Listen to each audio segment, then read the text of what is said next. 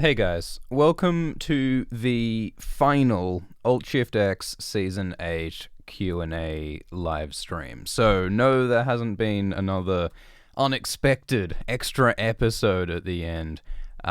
It's over. There is that HBO documentary about the making of Season 8 that just came out. But the purpose of this live stream is just to give a last opportunity to figure out what's going on with this series, what the questions are you guys want discussed in the Season 8 Episode 6 explained video, and to see if there's any last sort of meaning we can wring out of the ending. There are a few things that I want to talk about that we didn't talk about in the last live stream, and I want to answer any questions you guys still have, or any last opinions, any last niggling bits that may or may not make sense. I think that's the purpose of this last stream. So welcome, get comfortable, get your popcorn, and we'll just talk for as long as we have something to talk about. One of the things that we didn't talk about heaps last time was there were a lot of repetitions of shots that I thought were pretty interesting in this last episode. Like the stuff at the end when Jon goes beyond the wall is a recreation of Season 1, Episode 1 to like a really surprising degree. Like, look at this. This is Season 1, Episode 1. This is the final episode with Jon. Like, the shots are almost identical. So I think they're making a point about that there's like a repetition, there's like a cycle happening here, but there's an important difference in tone, because in the series finale they're emphasizing hope, they've got this lovely new green grass, whereas here this is, the winds of winter are against them. In Season 1 Episode 1 the White Walkers are a threat, now there's no White Walker threat. In Season 1 Episode 1 the Wildlings are a threat, and here the Wildlings are allies. So I thought that was an interesting device, how they used that. Super chat from... Oh, let me just make sure this... Oh, that's weird. Why isn't... Oh, hang on. Sorry. Super chats. Okay, cool. Psychopunk says, can we get an F in the chat for the writing? Mason Seymour says, we need a Robert's Rebellion prequel. Yeah, so there are a bunch of prequels in development. At one point, there were 5 different prequel TV shows in development, and apparently there still are several. One of them is about the Long Night, and the Long Night thing will apparently tell us about the White Walkers, which will be interesting, because one of the great complaints about this season was that the White Walkers disappeared with no new information about what they are or what they want. I mean, some people say, oh, we learned nothing about the White Walkers. We did learn something about the White Walkers. Like in episode 2, we had Bran telling us about the Night King's ultimate motivation is to erase the memory of man, which is interesting, if a bit sort of metaphorical. But yeah, maybe we'll learn more in the Long Night prequel. That's how it's being advertised anyway. Quincy Perry says, was that random guy near Sam Howland Reed? Yeah, so there are a bunch of unidentified extras at the council room scene, and they're not identified. That guy looks northern. He's got like the X straps and he's got like the fur, so I think we can assume that he's some northern lord, but like which northern house, we have no idea. And there are some other miscellaneous guys in here. I don't think we can really make guesses as to who they are. They just have to be some lord from somewhere. There's really no identifying marks on any of them. Like that guy. Who's that guy? Is he a Riverlander? Is he a Valeman? Is he a Stormlandsman? I mean, Gendry is now Lord of Storm's End, apparently, so, like, did he just waltz up to Storm's End and say, hey, you know the Dragon Queen who killed 1 million people? She said, I need to rule this kingdom. Was that guy the guy who, I don't know, said, sure, okay, Gendry, I'll help you take over the Stormlands? Maybe that's who he is. Could be anyone. Nick Kurtz says that the Targaryen Civil War would also make a good prequel series. Yeah, so the Dance of the Dragons was this. It was this whole thing. It was when the Targaryens started fighting each other over the throne. And it was what killed most of the dragons. There used to be dozens of Targaryen dragons. But the blacks and the reds turned against each other, these two factions within House Targaryen, and there was all sorts of murder and betrayal, and there was a fellow with one eye, and there was a dead king, and there was a battle where one guy jumped off a dragon onto another dragon and killed him. So there's plenty of fodder to make a prequel series about. It would probably cost about $1 billion to make a Dance of the Dragons prequel properly, because it's got a lot of fucking dragons in it. So yeah, maybe that'll happen. But you also got like the Blackfire rebellions, and yeah, you got Robert's Rebellion. There's all sorts of stuff they could make prequels on. Dark Scorpion says, "Cheers, mate." Winter is Coming says, "How much time do you think passed after Dany dies to Bran becoming king? And who the hell built the Red Keep, like in the next scene?" Yeah, so it looks as though at least weeks passed between Dany dying and the council, just based off like how much Tyrion's beard grows. I'm no expert on dwarf beard growth speed, but that looks like a couple of weeks to me. But I think they're deliberately vague about it. They've always been vague about periods of time, and I don't think this is any different. But yeah, you're right about the Red Keep. That's a very interesting question, because yeah, they're holding this small council meeting in the Red Keep. You can tell because they've got the map room behind them. And one of the interesting things about the map room there is that it's got a crack running through the map. The map room that Cersei and Jaime have been walking around on, it's still there, and they've cleared away the rubble, but there's still a crack there. And I think that's nice, like, as in symbolically, Westeros, it's not magically fixed. It's still wounded. The world and the realm is still hurt, and they're in the process of healing those scars, hopefully. Or maybe it'll all come, crashing down when, Master of Coin Bronn gets the realm into debt, and, no one's quite able to hold things together. But at least there's hope of healing. I think that's sort of what they're going for. But yeah, using the Red Keep symbolically is a pretty weird choice, because the Red Keep is such a symbol of Targaryen power. And yeah, it certainly looks like it's in a poor state at the moment, right? It looks like a ruin after Daenerys burned it, so it's surprising that it would be like safe or convenient to hold the Red Keep as the new system of government. It's like if someone burned down the White House and then people continued using the White House, even if there was an entirely different government in charge there or something. So yeah, but I think they just didn't want to build a whole new set for a single scene, I suppose. But some people have some interesting theories, like the God's Eye is a place in Westeros. It's this big lake in the middle of Westeros. And interestingly, the God's Eye has been pretty prominently featured in the intro sequence. Trying to pull up a shot for the God's Eye, but the God's Eye is a lake, and in the middle of the lake is an island called what's it called?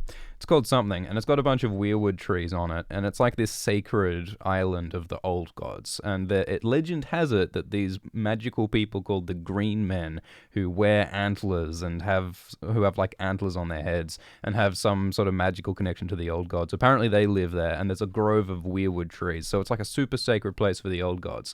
And some book readers are theorizing that maybe in the books, if Bran becomes king in the books, maybe his seat of power will be on the God's Eye instead of in King's Landing. Especially, Isle of Faces, that's right. And even if, if King's Landing is burned down, it wouldn't make much sense to build a seat of government there, because that's so tied to the symbolism of, like, the Targaryens and everything. So maybe the God's Eye would make sense as the seat of, like, an old godsy weirwood king like Bran. Because I think that's one of the weird things about the whole Bran thing, is that, like, they make him king, but they don't really talk much about his magic or what his magic means, or, like, what the symbolism of his, like, what power does he represent, I think that's why him being king in the show feels so odd. I think in the books, maybe if they go a bit harder on the whole Bran being the three-eyed raven, Bran having old god's magic, Bran being a weirwood kid, if they take more of a fantasy angle with Bran, like you can compare him to Emperor Leto in Dune and the Emperor of Man in Warhammer, like these are some like magical god emperors who are like tied into magical psychic forces, and I think that's the sort of figure that Bran might be in the books, and I think the fact that they didn't play him like that in the show is part of why he just seems so fucking weird. Nina Andromeda says, can you help clarify the meaning behind scenes like Misa with how the show ended? Yeah, so Tyrion and Jon have a conversation about Daenerys and how it sort of makes sense that she went nuts. And I think some of that's good. Like, Tyrion gives this speech about how, Daenerys has spent the last 8 seasons running around killing people and having people tell her how great she is. Every second person she meets has been incredibly devoted to Daenerys, has like instantly committed their entire lives to protecting her and following her every order because they believe in her. For seasons and seasons, people have been telling her that they believe in her. People like Barristan and Jorah and Missandei and Grey Worm and Tyrion and Varys and like so many people, all the Dothraki, all the, Unsullied. So I think that shows how it would be easy for Daenerys to sort of like get used to the idea of, I am the Messiah, I am the prince that was promised, I know what's right, I have moral authority, no matter what I do, no matter who I kill, I am in charge and I know best. And I think in that sense, it does sort of make sense that by the end, Daenerys is very used to being right and very used to using violence and very used to everyone following her. So I think that's sort of how she gets to this delusional point in season 8 of killing 1 million people and thinking that it's liberation. And, I think that's a very real story where, political revolutionaries have become tyrants in history. So I think that's part of, I think that whole Misa thing, the fact that she was treated as a savior and as a messiah is part of why she went so bad in the end. But again, like they could have spent a lot more time in season 8 exploring that transition and exploring Daenerys' thoughts and feelings in a way that might have made it more understandable. Thank you, Captain Yossarian. Thank you, Jennifer Wood. Todd Rankles says, let's talk about Sandor, the Hound. His arc was completed. He went from an Order follower to an actual hero. I am biased. Sandor is my favorite character.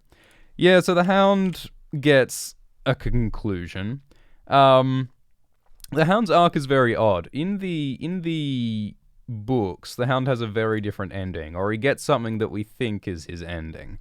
So remember in like season 6 when the Hound joins Brother Ray in his little hippie commune in the Faith of the Seven club. In the books, the Hound is still there, or in a similar place. It's this place called Quiet Isle, where all of these monks have sworn to not speak. They've sworn to just pray and to seek forgiveness in silence and contemplation. That's where the Hound is, and it's not actually 100% confirmed that it is the Hound who's there in the books. We literally just have Brienne pass through this place and she sees this character who has like a limp and he's very tall and he pats a dog. Get it? Dog. And there's just a bunch of hints implying that this gravedigger character is the Hound. And they sort of had a nod to that grave digging in season 7 in this scene where the Hound literally digs a grave. So they're making quite a clear connection to the Hound in the books with this sort of peace that he achieves. Because this whole Quiet Isle thing is very much about the Hound being at peace. So yeah, there's no massacre at his little commune. The Hound just seeks forgiveness for his crimes and becomes a different sort of person. But in the show, the show very rapidly takes the Hound out of retirement, and he just starts killing people again very quickly. He starts attacking those Brotherhood people with an axe. And personally, I think that was a downer, because the Hound got such a lovely non-violent ending. One of the only characters to embrace, hey, maybe killing people is what made me an unhappy person. And that is so true of the Hound specifically, you know? He's so consumed by hate and anger and violence. So to see him reject that in the books is so wonderful. But in the show, he sort of gets back at it. But there's still an important difference in that the Hound becomes a believer and a soldier for the good guys, and he goes beyond the wall and he helps capture the zombie, and he seems to believe that he's fighting for a noble purpose, which is not something that he's ever had before. And he got to hang out with Brienne again, and he got to overcome his fear of fire at the battle at the Long Night, and he protected Arya. He saved Arya's life along with Beric. And then we got Clegane Bowl, and he died in fire. And it's sad that he dies in violence, given that, you know, he was trying to escape violence and he was trying to escape fire.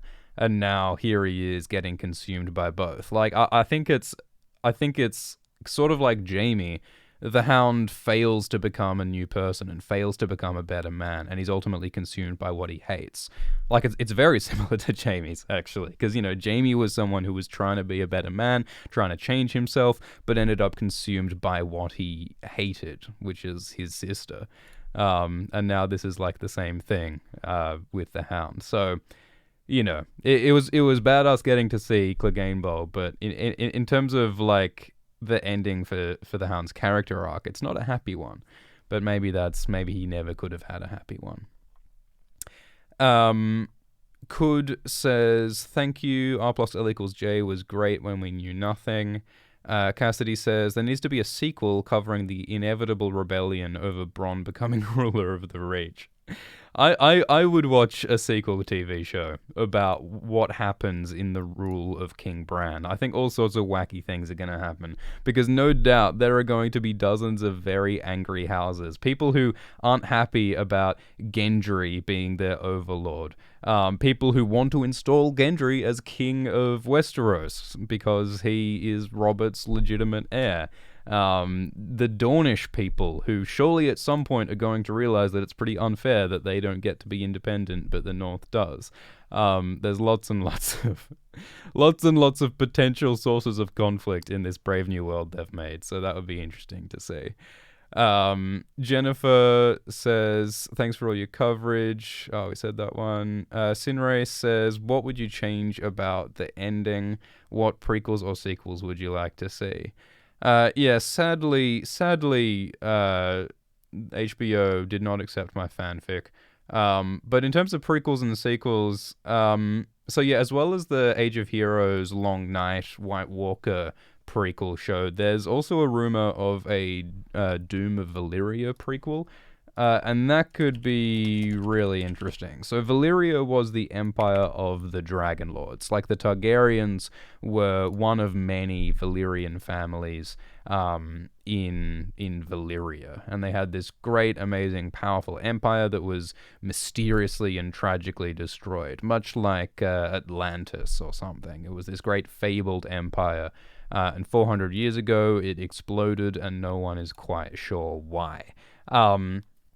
And there was this alleged leak of, like, an outline of what the Valyria prequel is supposedly going to be like, and it's meant to be about these sort of three rival political factions in Valyria, and it's about these Valyrian dragon lords and these slaves and these traders and all these different kinds of people, because, like, Valyria is this, like, melting pot of all these different cultures and civilizations, a bit like the Roman Empire. So there's all sorts of potential for interesting, like, intrigue and complexity going on there, as well as the magic and the mystery in terms of what caused the Doom of Valyria. There's hints that the Faceless Men were involved somehow. The Faceless Men were founded in the mines of Valyria. So yeah, there's all sorts of interesting stuff that could be part of a Valyria prequel, and I'd be interested to see that. Nuke Marine says, your thoughts on Bran being the big bad that won? Littlefinger on a large scale, that got men to defeat the Night King and the final Dragon Lords, and now rules as a pawn of the Children of the Forest. Yeah, so you can definitely see Bran as a bad guy, because in the books, the Three-Eyed Raven magic, the Children of the Forest, Blood Raven, the Three-Eyed Raven is called in the books, he is an extremely creepy, sinister force. The Bran chapters in the 5th book, especially the last one, is really trippy and dark and creepy. There's skulls littered everywhere. There's this theme of an abomination of how it's wrong for this magic to be abused. Bloodraven historically is this very Machiavellian character doing evil things for good reasons. There's a lot of reasons to be very suspicious about the Old Gods. And the Old Gods and the Three-Eyed Raven, in the books at least, they are a hive mind of dead Children of the Forest. All of the souls of the Green Seers, when they die, they go into the weirwood trees. And it's hinted that what the Old Gods are, the Old Gods aren't like a god. The Old Gods is just like an amalgamation of all of the souls of everyone who's ever died and gone into the weirwoods. And it's made pretty clear that those souls might not be well intentioned. George R.R. Martin, the Game of Thrones author, wrote a lot of freaky, dark, interesting sci-fi stories in like the 80s. And quite a few of them explore the idea of like an evil hive mind, and there's a lot of similarities between these evil hive minds and the Old Gods of Game of Thrones. Like sometimes these hive minds are like seductive, and they're trying to bring everyone's consciousness into its like psychic whole and amalgamation, and there's often something very, very, very sinister and creepy about that. And so it may be that the Old Gods are something similar, and it may be that they've been manipulating Bran all along by sending Bran all of these visions, and by isolating Bran from his friends, and by putting him in this cave in the far, far north. Maybe when all of the Old God stuff was downloaded into Bran's head in Season 6, maybe that really did kill Bran, like Meera says, and maybe Bran has become a vessel of the Old Gods. He's no longer Bran. Like he's told us, I'm no longer Bran Stark, I'm something else now. Maybe what he is just a vessel of the Old Gods, and he's essentially a puppet being used by the Children of the Forest to control Westeros.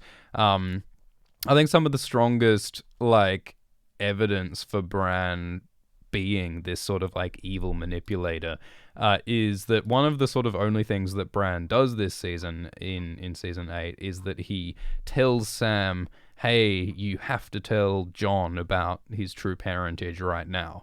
And Jon's true parentage did not turn out to be important in the way we thought it would be important. Like, no one even talked about Jon's claim to the throne. Like, R plus L equals J, Jon's parent being Rhaegar Targaryen, that means that he's the rightful heir to the throne, but no one even mentioned that when they were making a new king. The main thing that Jon's parentage, the main impact that had on the story was making Daenerys really paranoid and terrified and be in conflict with Jon. So the fact that Bran said, hey, Sam, you have to tell Jon about his true parentage now, all that Bran achieved by doing that was like more strife between Jon and Daenerys, the two rival claimants to the throne. And once they were out of Bran's way, Bran could become king, right? And it's also significant that Bran told Sam to tell Jon that right after Sam found out about his parents, his father and his brother being killed by Daenerys. Sam was very angry at Daenerys when he told Jon the truth. So the whole thing just seems calculated to create more division and chaos. So in that way, yeah, maybe we can see Bran as like essentially a magic Littlefinger. He's someone who created chaos just by, saying the right information to the right people at the right time. And in doing so, achieved what Littlefinger never could, which is the throne of Westeros. So yeah. Mr. Serber says, why exile Jon? Grey Worm and co. leave to Naath. Yeah, so it seems as though the main person who wanted Jon to be exiled to the Wall was Grey Worm. He was the one saying that we need justice, we need to punish Jon. And so since Grey Worm leaves 20 minutes later, leaves the continent along with his army, why do they still have to follow Grey Worm's imperative to punish Jon? I think that they do have this line where Yara Greyjoy says, "Oh, I swore to follow the Dragon Queen," and Jon Snow stabbed her in the heart, so I'm not going to be happy. Jon has to be punished. And I think what we're meant to glean from that is that, like, Daenerys's allies, the other houses, so, like, maybe even the Martells, well, but that's the thing, isn't it? Because, like, Daenerys allied with the Martells, the Tyrells, and the Greyjoys. The Tyrells are extinct. The Martells are, I guess, extinct, since Doran is dead, and since all the Sand Snakes are dead. And this guy, like, this rando Prince of Dawn, like, is he a Martell? Is he Quentin Martell? Is he Darkstar? Or is he just some random Dornish lord who's successfully taken over Dorne? We have no idea. So I guess Daenerys doesn't have many allies left. It really is just the Greyjoys, probably. But I think that the show is trying to tell us that, hey, the Greyjoys will be really mad if Jon Snow is not punished and left on the wall. Which, again, do the Greyjoys really give a shit? Yara only made an alliance with Daenerys because she wanted what's best for the Iron Islands, and she wanted to be queen of the Iron Islands. That is Yara's motivation. Was Yara really so loyal to Daenerys that Yara is willing to start a war for punishing the man who killed Daenerys, even though Daenerys just killed 1 million people? Does Yara realize that she just killed all those people? Why is she so loyal? That doesn't seem in character for Yara. So yeah, I think it is dumb that Jon has to be exiled to the Wall when no one really has any reason to want him there. And in fact, many people have a lot of good reasons to support Jon as king instead of Bran being king. Like Tyrion says, "Ooh, who has a better story than Bran?" Jon has a pretty good story. He came back from the dead, he united the wildlings and the Night's Watch, he saved the world several times over. So yes. And I think, someone asked about how would you have ended the season. I think it would have been way better if Jon Snow, instead of being, like, forced to go to the Wall, if Jon chose to go to the Wall, just like Maester Aemon did. So if you don't remember, Maester Aemon at the Wall is actually Aemon Targaryen, and he could have been king. He was in line to the throne, but he chose to go to the Wall. He chose to go to the Watch, and he swore away his crown. He's doubly sworn as a maester and a Night's Watchman.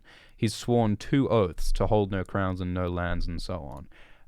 And he did that in order for his little brother Aegon, or Egg, so that he could hold the throne uncontested. So he was worried that he would be used against his brother as king, so he chose to become a maester and a Night's Watchman, or just he chose to join the Watch, and he went to the Wall. He exiled himself as like a sort of noble sort of sacrifice that he would forever after sort of pain over whether he made the right decision. Jon totally could have done the same thing, right? Jon could have said, "No, I don't want to be king," and "No, Bran would be a better king because he's a magical boy," and then Jon sadly goes to the Wall. That I think would have made more sense, and it would have felt like a more dramatic decision for Jon. It would have felt like Jon actually got to make a decision, It feels like the only decision that Jon made this whole season was killing Daenerys. Because, like, seriously, what else did Jon choose to do? He fought the White Walkers because the White Walkers were here. He supported Daenerys. He told Sansa and Arya about his true parentage. That's probably the second biggest decision Jon makes this season. Because most of the time it just feels like his hand is being forced, He just does what he has to do and feels sad about it, which is not as interesting of a character drama to watch, I think. Thank you, Swami456. Thank you, Kaisha. Matthew Hopkins says that Jaime's character arc was more like a circle. Yeah, it's like poetry. It rhymes. I think that... What do I think about Jaime? I think that it is a downer ending. I think that Jaime ultimately was a failure. But I think that it is significant that in the end, Brienne writes Jaime's story in the White Book. And I think the best way we can sort of look at this is, there's this great quote in the books about how men's lives have meanings, not their deaths. So it's true that in the end, Jaime died with Cersei. He said that she's hateful and so am I. And he dies saying that nothing else matters except you and me. He becomes supremely selfish and just a horrible person when not 2 episodes ago he was risking his life to save the world from the army of the dead. Jaime had become so heroic and selfless, but in the end he just becomes selfish and inward turned once again. So his death represents a moral failure. But as Brienne writes, he achieves a bunch of good things before he dies. He ultimately chooses to fight for the living instead of the dead. So even though he died dishonorably, he lived nobly. He achieved good things. So even if Jaime's death doesn't have meaning, his life does have meaning. So I think we can see it in a meaningful way. Because it is realistic that people fail sometimes. It is realistic that people don't transform into better people. And that doesn't mean that those people's lives don't mean something. We can still value the good that people achieved in their lives.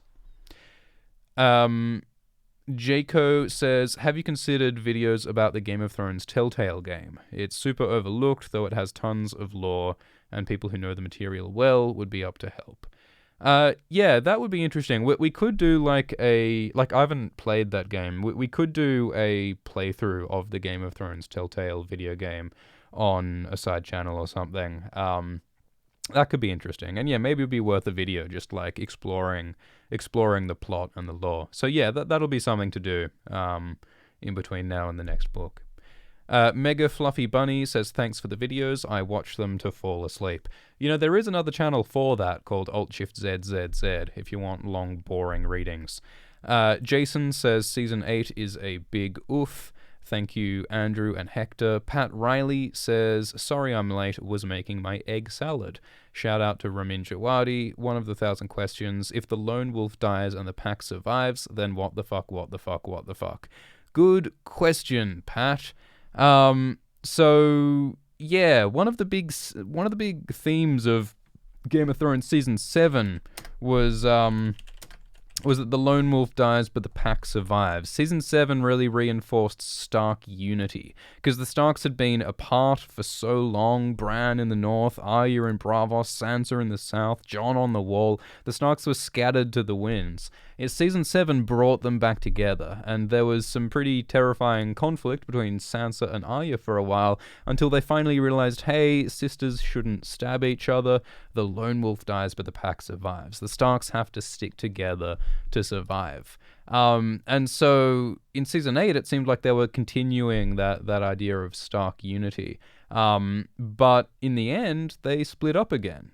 Jon rides to the wall, Sansa stays in Winterfell, Arya sails off to west of Westeros, which, let's be honest, probably means death, because, you know, there ain't no land over there, and it's everyone else who's gone that way hasn't come back, and Bran stays in the south. So the Starks again become like as geographically separate as they possibly could.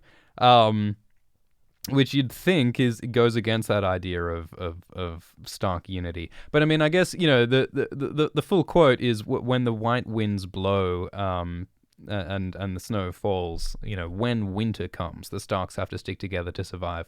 And I think the idea is that it's no longer winter, you know, it's now a dream of spring. And, you know, it is very hand-wavy with the seasons, because there really should be more of an explanation as to, you know, is winter coming? Is winter over? Did it happen? Are there seasons? But I think the point is that, like, the time of crisis has passed, and maybe that whole Starks, you know, the pack survives and the lone wolf dies, maybe that is only meant to be for the winter, that's so much of an issue. But yeah, it still does seem a bit jarring, I think. One of the interesting things is that the final book, for a while, the working title of the final book of Game of Thrones, which is yet to be released, it was going to be titled A Time for Wolves, implying that House Stark was always going to be sort of in charge in the end game. And that's what we saw here, like at this council, which was totally run by the Starks. We've got a Stark queen in the north and a Stark king in the south. And the Starks pretty much ran the entire council that decided the future of Westeros. And that seems to me like a time for wolves. So I expect this is where the books are going as well. The Starks ultimately will decide the fate of Westeros, and they'll be on top in the end. There's also a parallel to a fella called Cregan Stark. So after the Dance of the Dragons that we mentioned before, this guy called Cregan Stark marched south with all of his Northmen, and he basically sorted out the southern politics. He doled out some northern justice to the south, and he decided who was who, and then he marched back north, back home. And I think that's a similar vibe to what Sansa does in this season. Where Sansa comes south, she brings all of her Northmen, like she says that, hey, we've got an army outside, so don't fuck with Jon, and then she helps participate choosing the king and sorting everything out, and then going back north. That's very similar to Cregan Stark, so that's an interesting parallel to mention in the video. Micah Lorenzo says, what does this season tell us about the books? Is Fagon's storyline mixed into Jon, or maybe Cersei? How different will the stories be?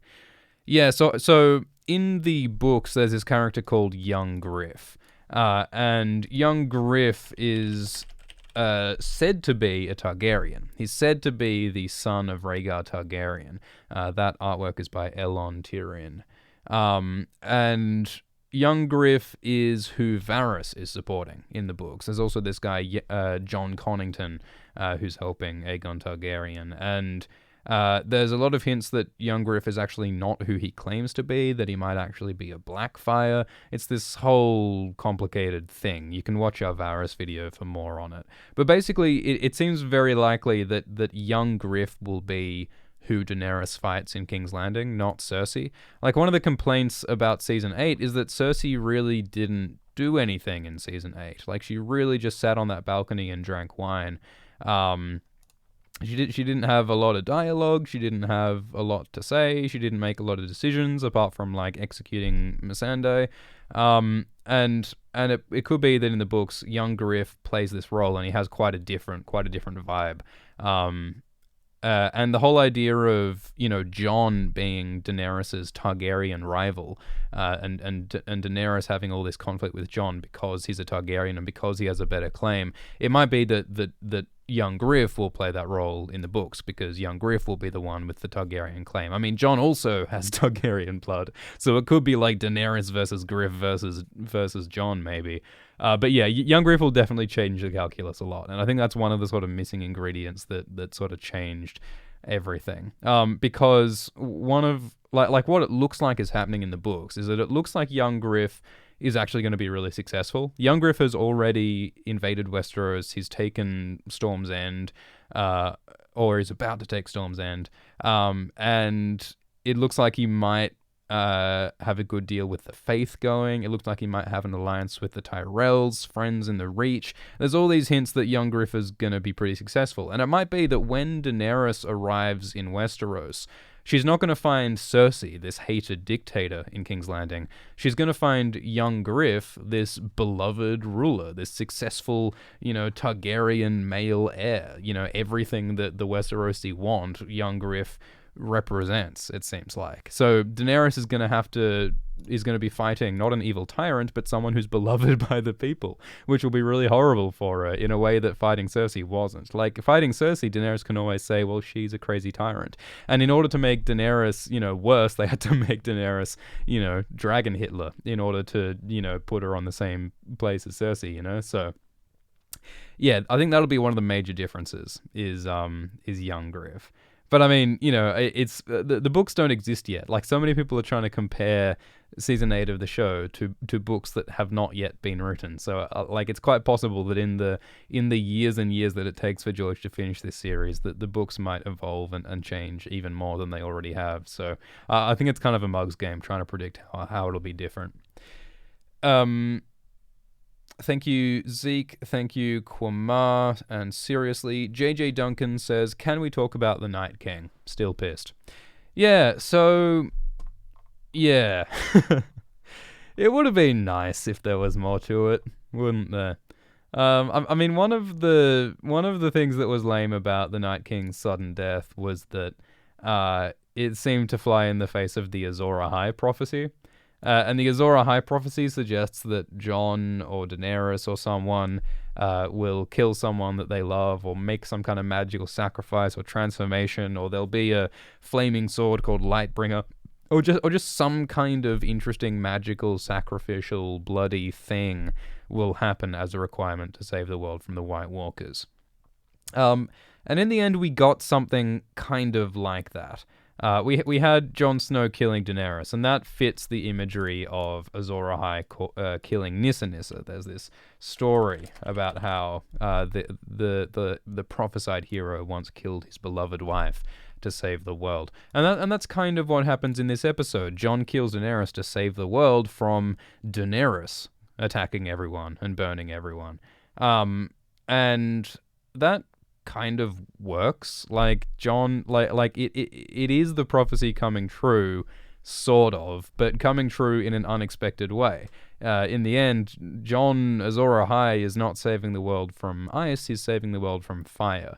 And there's that whole poem by Robert Frost about how, the world might end in fire or ice, and either one might do the job. And I think there kind of is some meaning there. I think the books will still be totally different, and I think we'll definitely see a lot more of like a magic angle going on in the books. But I think you can sort of see this as a fulfillment of sort of the basic ideas of Azor Ahai in terms of, a hero saving the world and sacrifice being involved. I think that kind of works. But I mean, Daenerys is a big question mark, because there was, like, just as much as Jon Snow had all this Azor Ahai hinting, Daenerys also was, miraculously reborn in fire. And Daenerys also has all these red priests saying that you are the chosen one. Daenerys also was seen as the savior. So, why was her ultimate destiny to be stabbed by her boyfriend in the end? What was Daenerys' destiny all this time? Was it Daenerys' fate to kill 1 million people in the city? Or maybe that's not how destiny works. Maybe Daenerys had the power and she had the free will to choose what she was going to do, and ultimately she chose self-destruction instead of being a hero, Maybe prophecy is not like a sure thing. So I think in the end that they didn't totally shit on the idea of prophecy. Like, the show always played down the prophecy angle. The show has not talked about it anywhere near as much as the books have. And so therefore I think it's okay for them to not fulfill the prophecy stuff as much.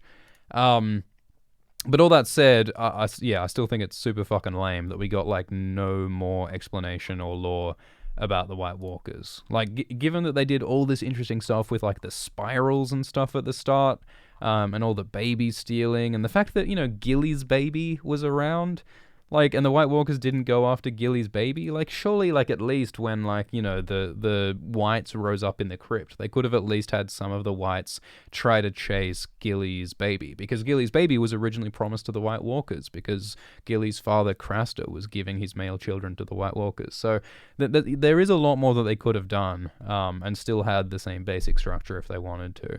I think one thing that I'll say that kind of makes sense is that, like, a lot of people are asking, what's the spiral mean? What's the spiral mean? And I think that what it might mean is that you see how Ned Umber is stabbed in the middle, and when Beric lights him on fire, the fire spreads out from the middle, from the person who's stabbed in the middle, and it spreads out to each of the spiral arms. I think you can interpret that as representing the defeat of the White Walkers, because the Night King was stabbed, and he's like the center of the White Walkers, and then all of the White Walkers that he created died, representing like each of the spiral arms, and then each of the Whites, the zombies that were raised by each White Walker, died. So it like it spread outwards in like this domino effect, right? Which is like kind of what happens when the Night King dies. He gets stabbed, then all of his Whites fall down around him like dominoes. So I think that is probably what the spiral is meant to mean, at least in the context of like season 8, and I think that's all right. And yeah, a lot of people have pointed out that the Targaryen sigil looks like the White Walker spiral, and I think that might hint at the idea of, either the Targaryens or the White Walkers could be the apocalypse, ice or fire, you know? And I doubt that's deliberate, because the Targaryen symbol was started in like season 1 when they, probably didn't know any of this stuff. So that's probably just a coincidence. But I think the spiral thing might be deliberate. All right. So, thank you, Julian. Derek Wilson says the reintroduction of magic to Westeros is so important in the books that I was expecting to see the story end with it leaving. Is there hope for this to happen in the books? Yeah, so in the books, there's a lot of stuff about sort of the changing tides of magic in Westeros. So there's this idea that magic used to be strong, back when there were dragons and the Children of the Forest, and then everyone thinks that magic is gone. The Maesters believe that there is no magic anymore. There's this glass candle thing in the Citadel where all of the Maesters, when they're training, they have to attempt to light a glass candle, and none of them ever succeed. And the purpose of that lesson is saying that, hey, magic isn't real. Some things we'll never know. Some knowledge we can never attain. That's the purpose of the glass candle symbol. But in the books, in the 4th book, we're told that the glass candles are burning and magic is returning. So there's this change in the tides in magic, and dragons are reborn for the first time. And so there's this idea of magic returning, an age for gods and heroes. There's all these great speeches about it. So it's expected that in the end of the story, we'll have some sort of resolution to this changing magic thing. Maybe magic will recede and disappear again. Maybe magic will disappear from Westeros, just like in Lord of the Rings, when magic sort of disappears from the world, when, the elves leave and it's the age of man now. Maybe a similar thing will happen in Game of Thrones, because George Martin has said that the irregular seasons will be resolved somehow in the end. So maybe the irregular seasons will become regular or something. Bernardo in the chat says, what's the meaning of the comet? Because, yeah, the red comet is one of the symbols of magic returning. This bleeding star. It's a symbol of prophecy. It's a symbol of fire and dragons and magic. And everyone interprets it in a different way, but it's certainly something magical. Some people have sort of astronomical theories about maybe this comet, it like orbits Westeros, it orbits Planetos every, X hundred years or something, and, it brings the magic because it's like a psychic rock that creates magic waves in Westeros, which sounds ridiculous until you read George Martin's other short stories. George Martin has some wacky sci-fi stuff going on in a lot of those, and, maybe you can choose to interpret Game of Thrones through the lens of that sci-fi, as some do. So, yeah, in the books, I think we probably will get some explanation of, hey, magic has been, the balance between ice and fire has been restored, the seasons are regular, magic is gone, or something along those lines. Maybe magic will come back. They could do all sorts of things. Lance Hunter says, clearly the spin-off we need is a sitcom where Bronn is sent 300 years into the future, where his descendants are all fancy lad lords who are embarrassed by his crudeness.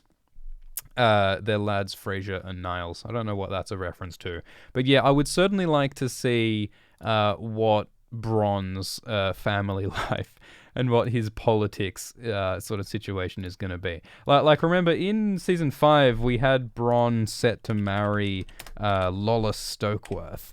And we did get a bit of an insight there as to, like, what sort of a life Bronn intends to lead.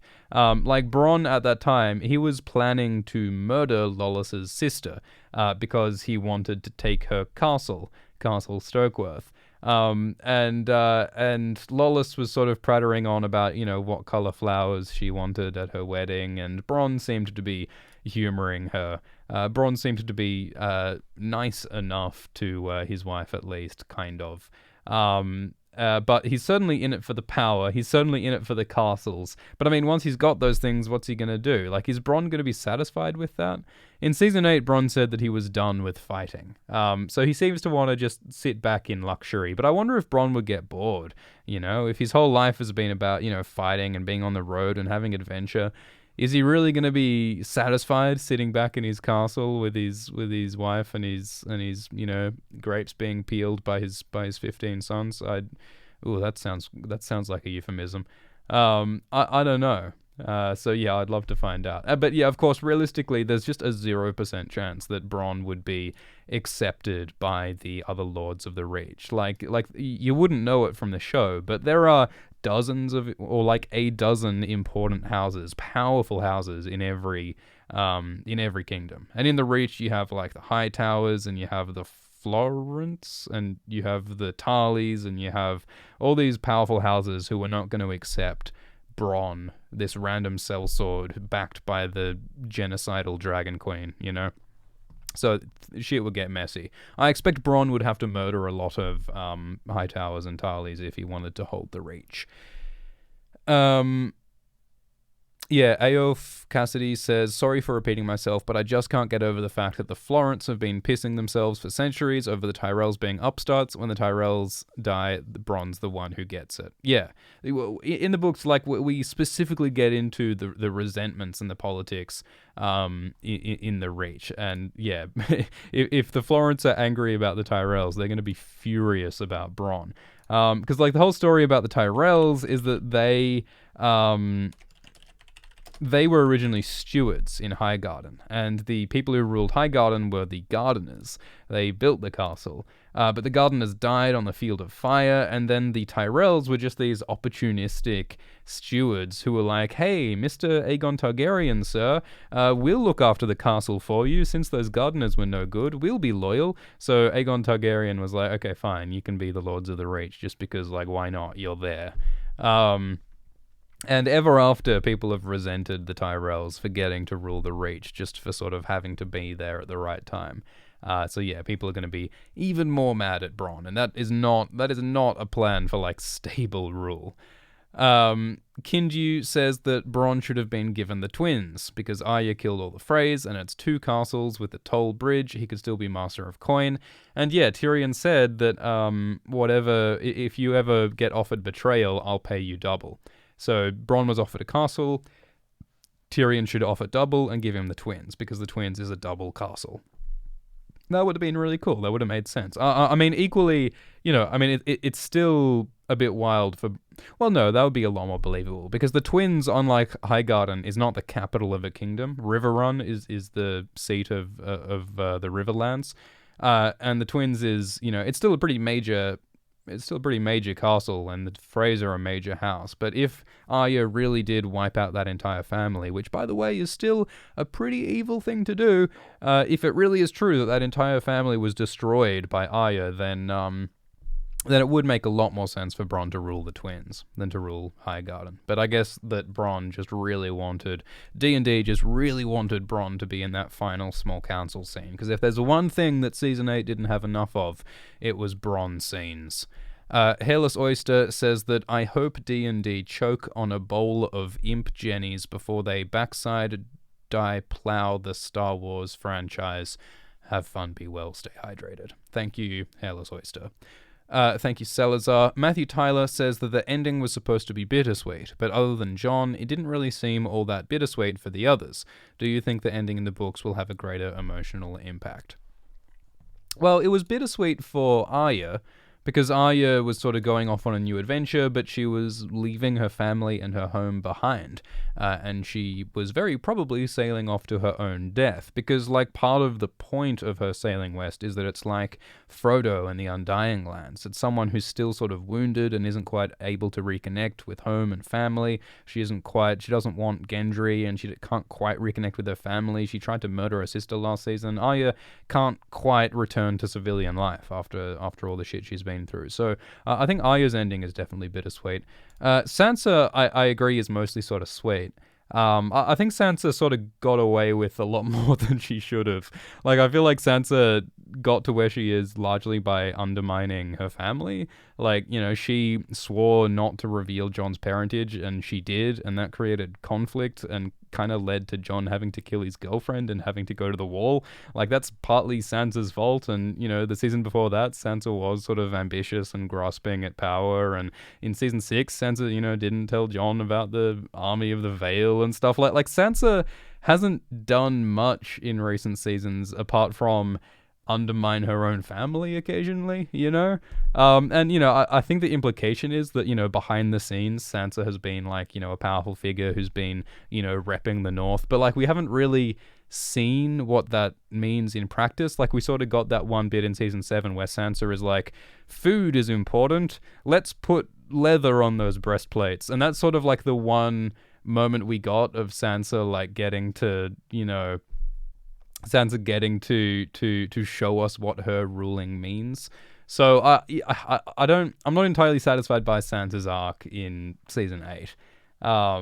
And yeah, someone in the chat, obviously it's not Sansa's fault that Daenerys burned 1 million people. But as Daenerys said, like Sansa revealed that information about Jon's Targaryen identity with the purpose of undermining Daenerys and dividing her. And yeah, obviously Sansa couldn't have known that would result in the death of 1 million people. But what she did was not really in the interests of her family necessarily, so much as it was in the interests of Sansa's power.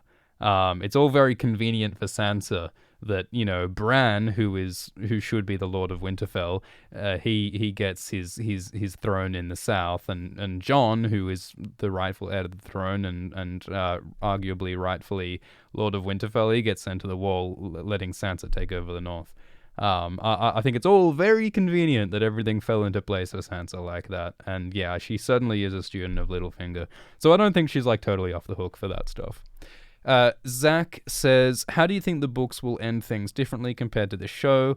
How do you think the Azor Ahai prophecy will play out? Yeah, so we sort of talked about that. I think something a lot more magical and dark and weird will happen. I like, a lot of people are saying that maybe the conflict in King's Landing will happen before the defeat of the White Walkers. Maybe it'll sort of happen both at once. Like maybe the White Walkers will defeat Winterfell and they'll get down to King's Landing or down to the Trident, and that's where the final battle will happen. And then you could have like a real clusterfuck of like all the different conflicts happening at once in some really crazy way. That could be interesting. And yeah, maybe that will serve to sort of combine, Jon killing Daenerys could actually be related to the defeat of the White Walkers. Like that would sort of make sense with the Azor Ahai stuff. And yeah, the God's Eye, Claude suggests maybe the God's Eye will play a role. I'm sure Bran's magic will actually have an impact on the death of the White Walkers. And I suspect that Arya will not be very involved in the death of the White Walkers, partly because there's no Night King, but partly because Arya's storyline just is not really connected to the White Walkers in the books. But then the question is like, what will Arya's endgame be? And yeah, that's a difficult question. So yeah, it's impossible to predict, but I certainly expect things to be very different. And I expect there to be a lot more sort of magic and prophecy and darkness. Poos on Poos says, all of this terrible writing shit is getting real exhausting. It's over, people. Go sign another petition. Yeah, that petition is pretty wild. Alduin says, great videos. Back in season 6, Yara bargained with Daenerys to make the Iron Islands independent in return for them supporting Daenerys. How is Yara okay with the Iron Islands being part of the Six Kingdoms now?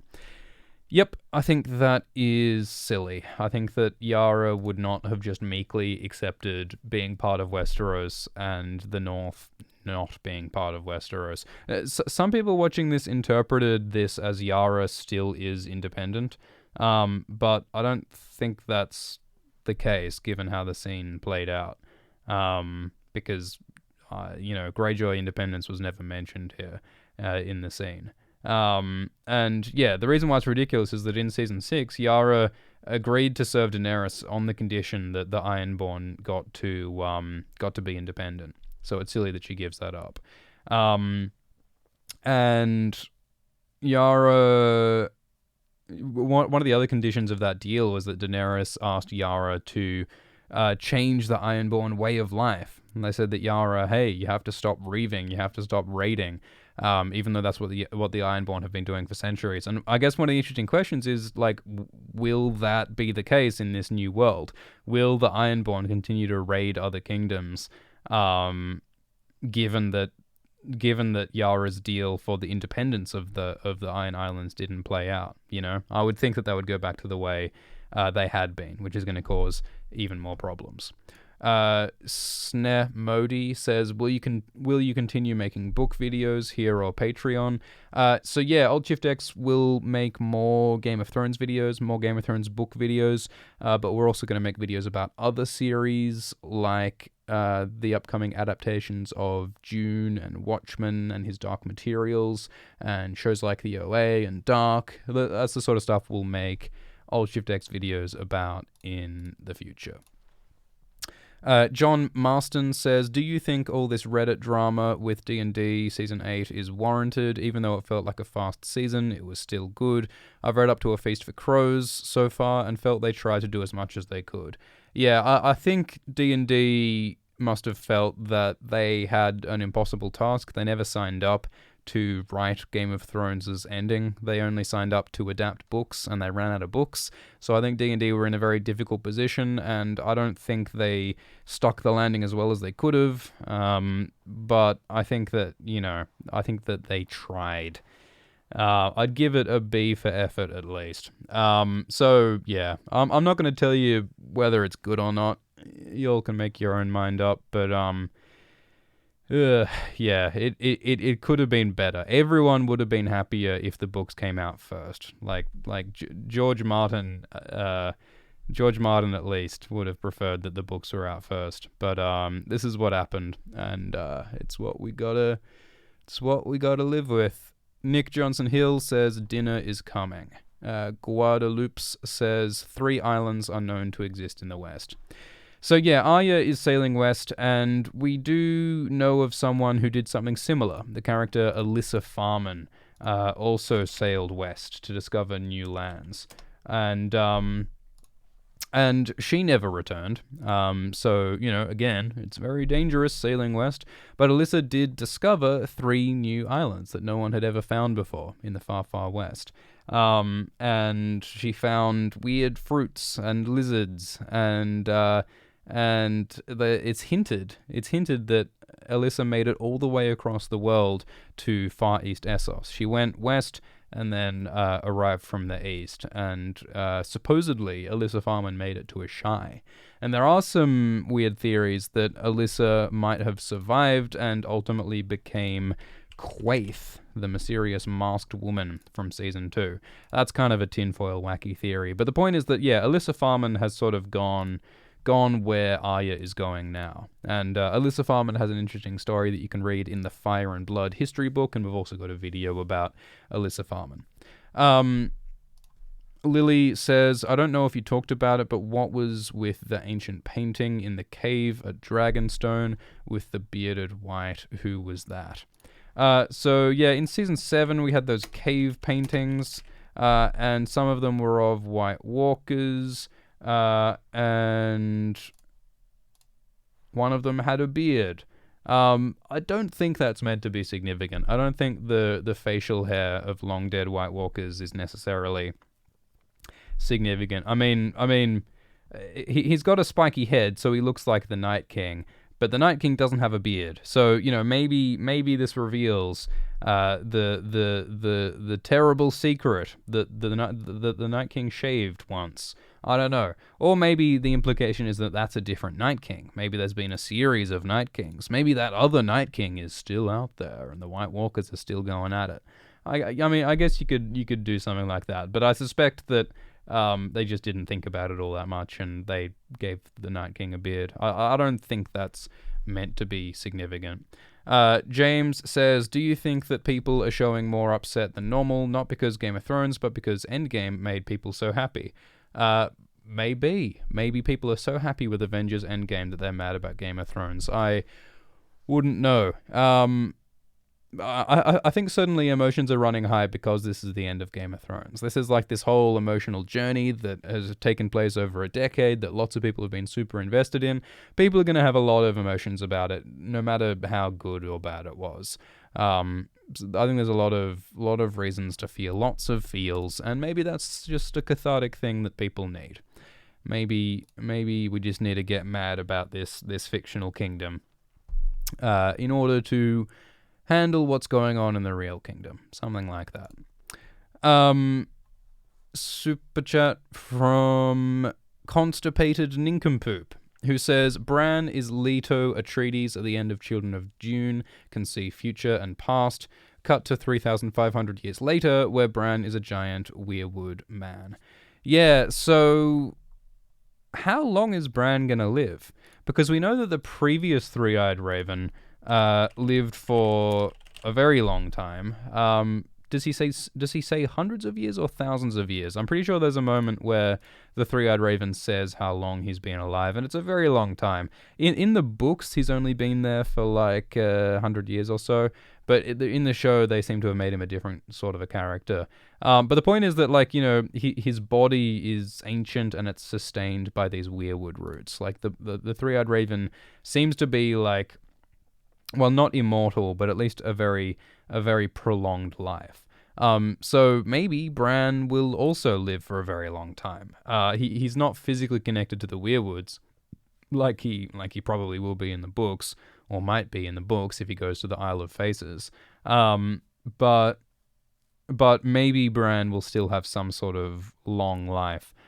So maybe the Lords of Westeros are sort of unknowingly signed up to an immortal god emperor, a president for life. Maybe Bran will never leave the throne. And, you know, that I suppose would at least avoid the instability of having to hold a vote every time a king dies, which seems like a recipe for disaster. Maybe Bran will live forever and be a god emperor, and hopefully a benevolent one. Eric I says, would you do your aunt to save 1 million people? That's one of the great moral questions of our age. It's like the trolley problem in philosophy. You know, like the train is about to hit someone, and you can pull the lever. Well, it's about to hit like 5 people, or you can pull the lever so that the trolley moves and kills just one person instead. Would you kill one person to save 5 people? Would you bang your aunt to save 1 million people? That's the real test of a person. Thank you, Sarah. Ricardo Gill says, would this ambiguous ending be for prequels to fill in the missing info? I doubt that they're trying to pull some 4D chess clever play to like deprive us of information about the White Walkers in this season so that the prequel can give us more information. Like, that prequel might not actually end up happening. Like, they're only filming a pilot. It might not actually be produced into a full series. So it would be a pretty reckless gamble to, you know, take bits out of this story in order to make it part of the prequel. And the prequel is being made by different people. Like, D&D aren't a part of it. And it sounds like it's sort of going to be its own thing. It might not really be relevant to the lore of Game of Thrones very much. It might be mostly its own sort of self-contained story and its own self-contained lore. So I doubt that sort of thing is happening. The Monkey Man says, I appreciate all the work you put in your videos and related content. Thank you, Monkey Man. Coin Hoddle says, do you think the Lord of Light is real? Because he didn't seem to do anything, and the Azor Ahai prophecy was a huge nothing burger. Maybe Light Lord is fake. Yeah, well, I think that the way that we should understand gods in Game of Thrones is that gods aren't like people. They aren't like bearded men in clouds trying to intervene and make certain things happen. I think that the gods are magical forces that do have an impact on the world. We've seen the Lord of Light's magic with, you know, Melisandre and resurrection and stuff.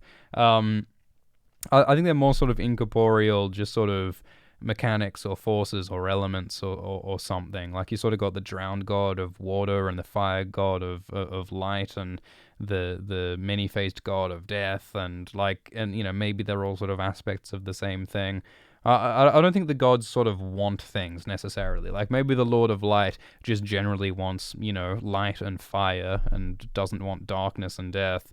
And so it just sort of does that or is that, as opposed to actually intervening. So I think that's why, there was never going to be a moment when the Lord of Light came down and said, "You did good, high five, you are the chosen one, you're not." Like, the Lord of Light was never going to, clarify things. But, I suppose it does seem weird that the Lord of Light only played a really sort of secondary role in the Long Night, in the battle against the Night King, because the Lord of Light did light the trenches, which was handy, and it did light the Dothraki Arax, which was less handy. But at the moment when the Night King was actually destroyed, where was the Lord of Light then? He couldn't at least, set Arya's dagger on fire for a little bit of extra flair. The Lord of Light just did not play all that much of a big role, and I do expect the books will be different. I do expect the books will emphasize the magic angle a bit more, but I still wouldn't expect it to give a lot of answers. Party says crossover with Mauler when? I haven't seen the Mauler videos, but apparently this YouTuber Mauler has been doing some very critical rant videos about Game of Thrones. The Osfin says the dragon took Daenerys right after Jon stabbed and killed her, and literally flew away to never return again. Yet somehow everyone knew Jon killed her. I think the way we're meant to see it is that Drogon knew that Jon killed Daenerys. Like, that's why Drogon roared at Jon. But I think that Drogon, in some instinctual, magical fashion, Drogon understood that it was the throne that really killed Daenerys. It was Daenerys' lust for power that really destroyed her, ultimately. Of course, it does seem silly that a lizard has such complex political views, but there is a lot of magic and mystery over, how intelligent are the dragons really? Like, maybe they sort of do know what's going on. If you want to get really tinfoily, then maybe Daenerys, when she died, part of her consciousness warged into Drogon, which is actually not that crazy of an idea, because, how Bran can warg into wolves, and Starks and wargs can connect to their animals magically.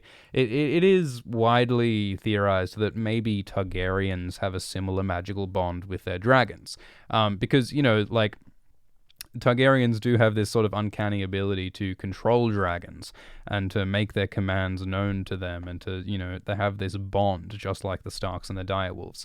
And when wargs die, sometimes their spirit can go into their wolf and they can live on in their animal. So it's not that unreasonable to speculate that maybe if Targaryens die, their spirits can go into their dragons, in some sense. So maybe it was Daenerys who chose to destroy the Iron Throne. And I don't think that's necessarily what's happening, but I think it's an interesting way that you could look at it. But of course, the ultimate answer is that it happens because they scripted it too, and someone needed to destroy the Iron Throne, so that's what they did. Nick Yoda says, when Jaime and Euron had their fight, Euron was calling himself the king. Jaime has mentioned if he stabbed the Mad King in the belly, would he be respected? He stabbed Euron in the belly. Think this is anything? So in season 1, Jaime has some line where he's like, everyone hates me because I stabbed the Mad King in the back, but would I be more noble if I stabbed him in the belly? And then in episode 5, Jaime does stab Euron in the belly. So maybe that's a deliberate reference. But I don't think Jaime killing Euron is meant to parallel anything in particular.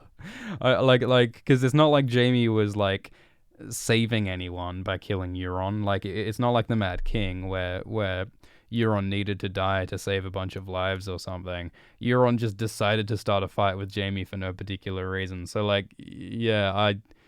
doubt there's anything there, to be honest. I think the Jaime Euron fight was possibly one of the most pointless fight scenes in Game of Thrones. I think it would have been easier if Euron just died on his boat. Thank you, Nathaniel. Thank you, Budge USA. Nick Kurtz says, think about this. Stannis becomes king, executes all the Lannisters instead of Tywin and Tyrion. Tywin builds an army. Tyrion goes to Essos. Family invasion. Cool idea, bad idea. That's an interesting idea. It would be nice to see some more Stannis. I don't think Stannis would be very forgiving of Tywin or of Tyrion. Are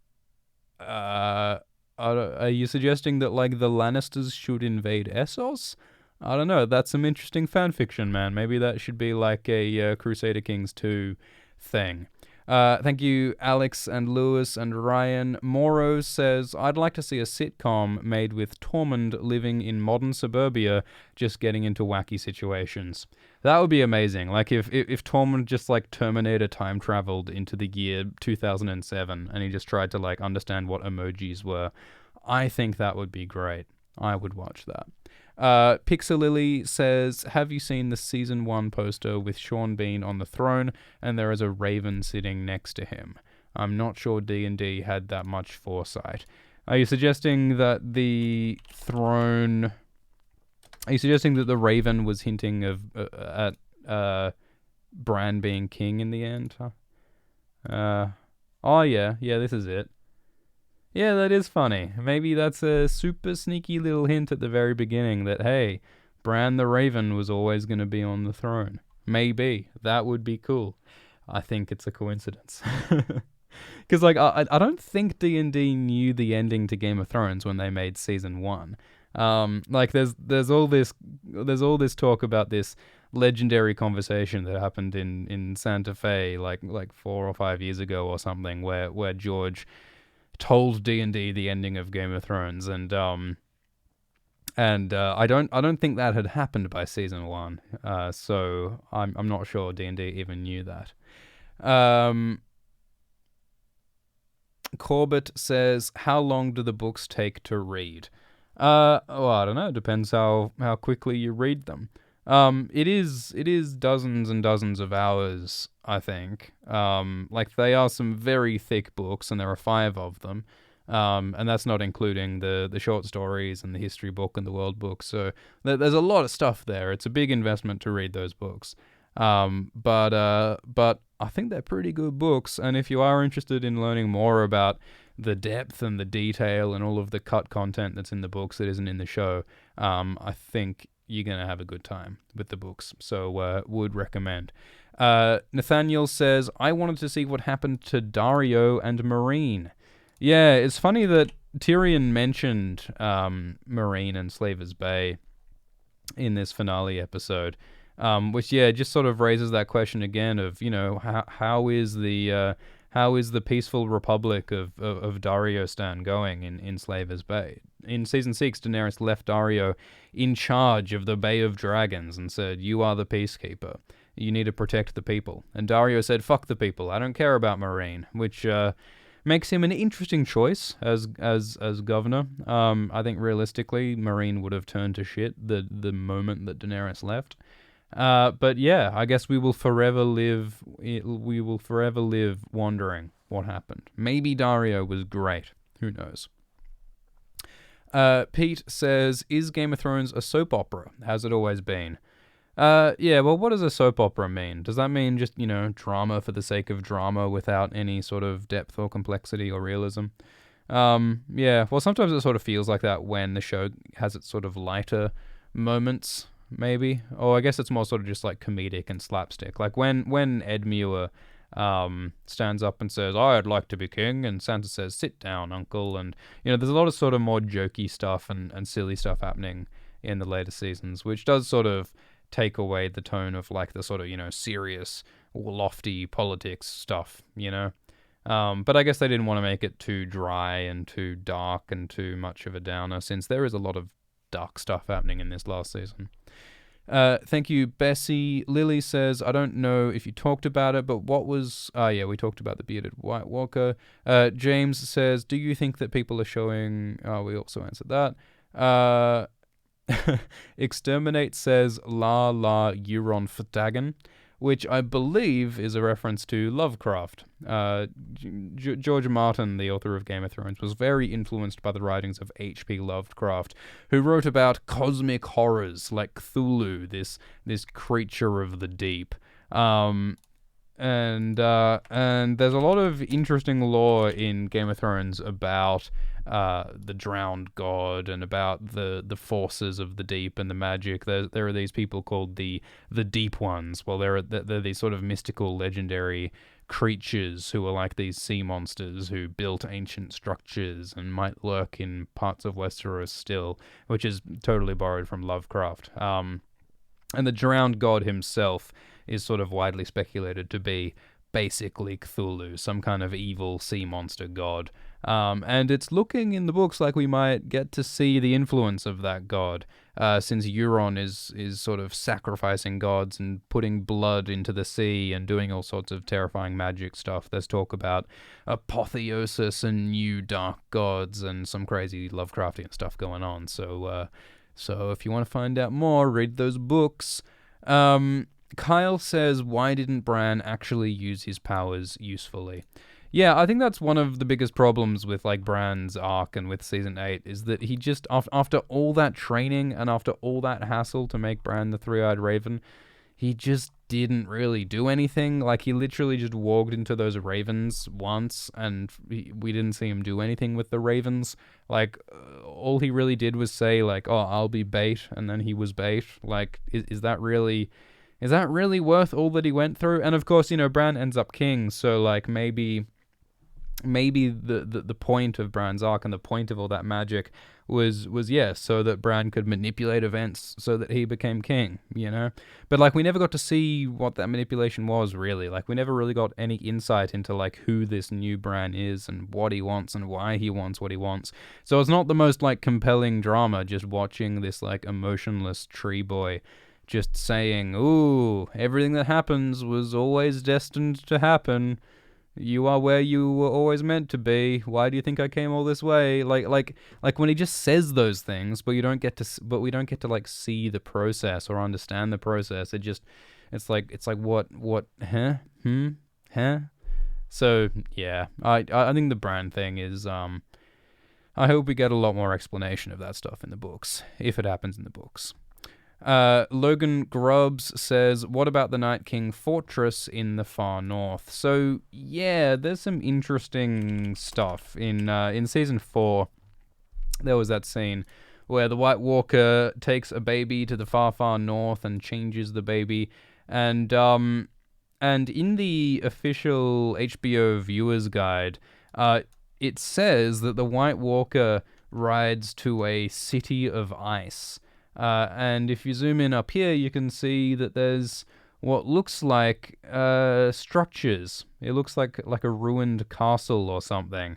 It's all a bit sort of blobby. Maybe it's just a weird rock formation, but it looks to me like an ancient castle that's been sort of worn down over the ages. And there was a really interesting interview, like in Season 4 or something, where the costume designer, Michelle Clapton, I think, was saying that the idea behind the design of the White Walker armor was that the White Walkers had discovered like the remnants of an ancient civilization and like co-opted and adapted their materials into their own armor and their own materials. And that's interesting. That's provocative.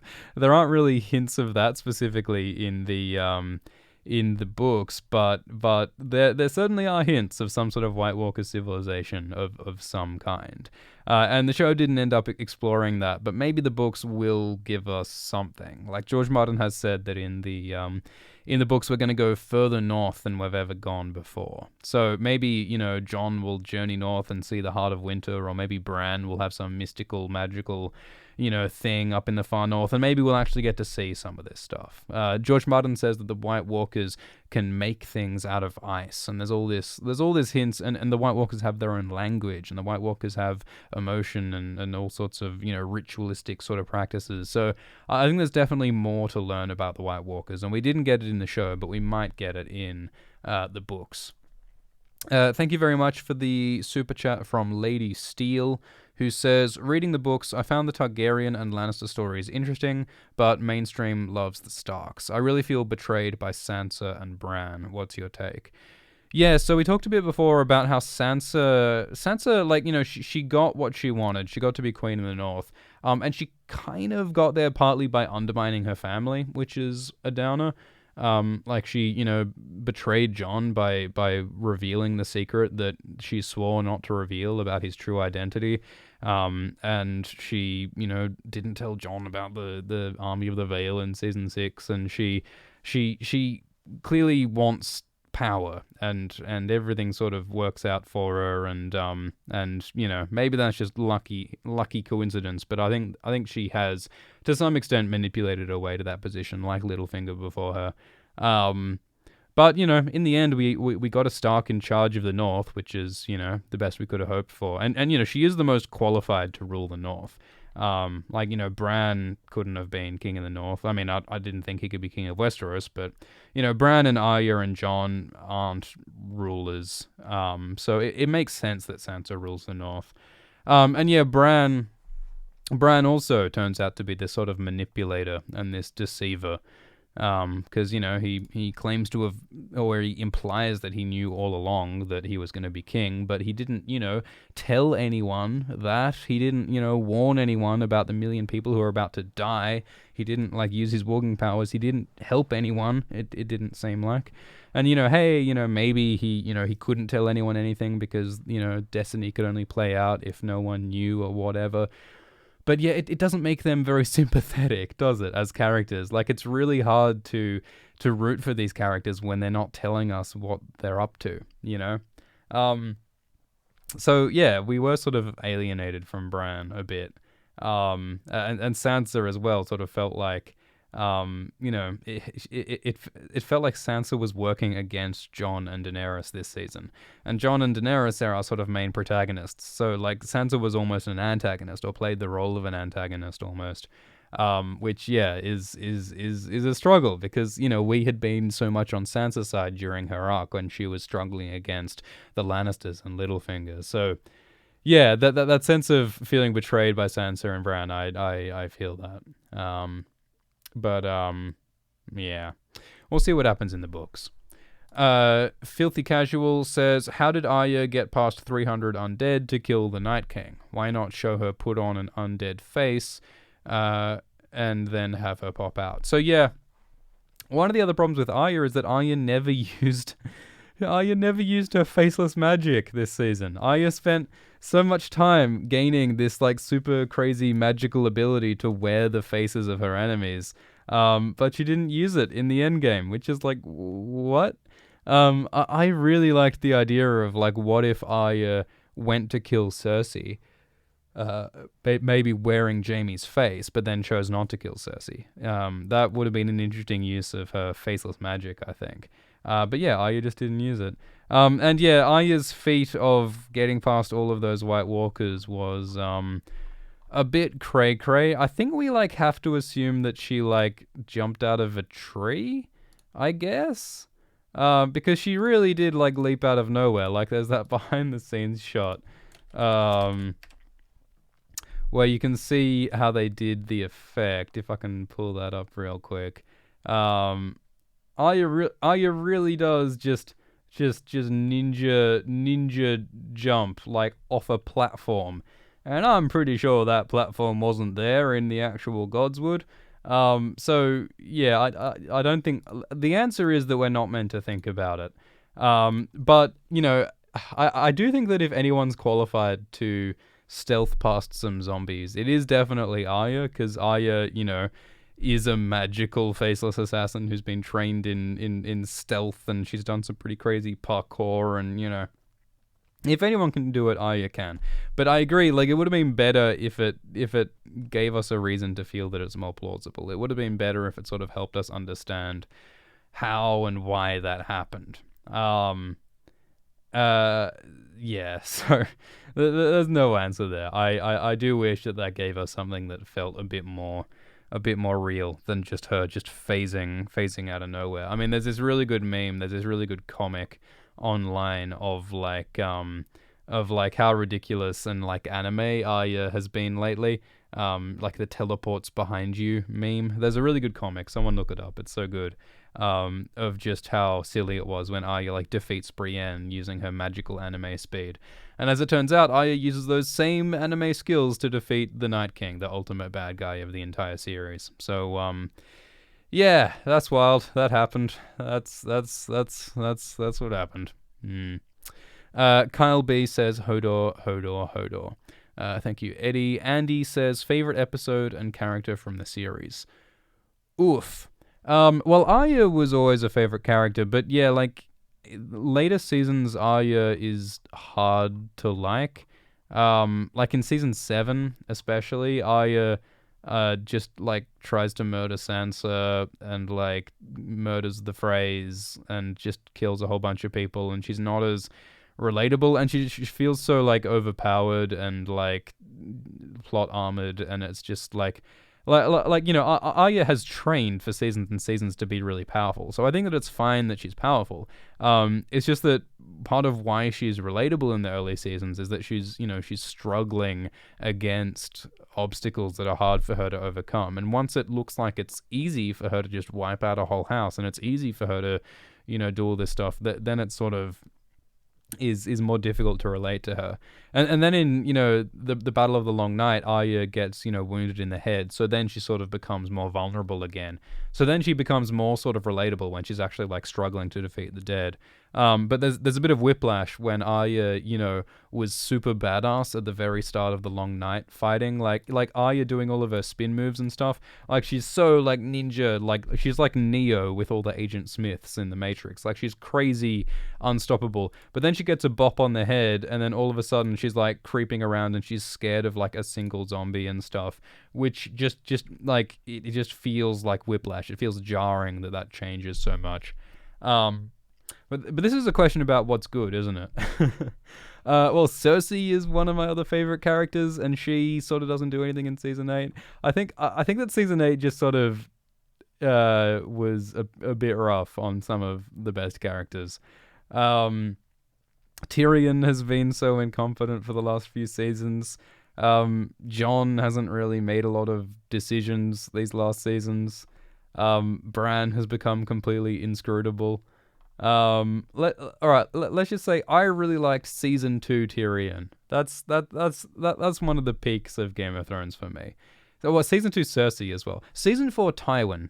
The whole Lannister dynamic in like seasons 2 to 4, I think seasons 1 to 4 are, I think, one of the highlights of Game of Thrones. Is that a good answer to the question? I think that the like the Tyrion's trial and like Tyrion killing Tywin and like Cersei and Tyrion's relationship throughout the early seasons, I think that's some of the best parts of Game of Thrones. Stark Mad 91 says, why wasn't House Reed at the Battle of Winterfell?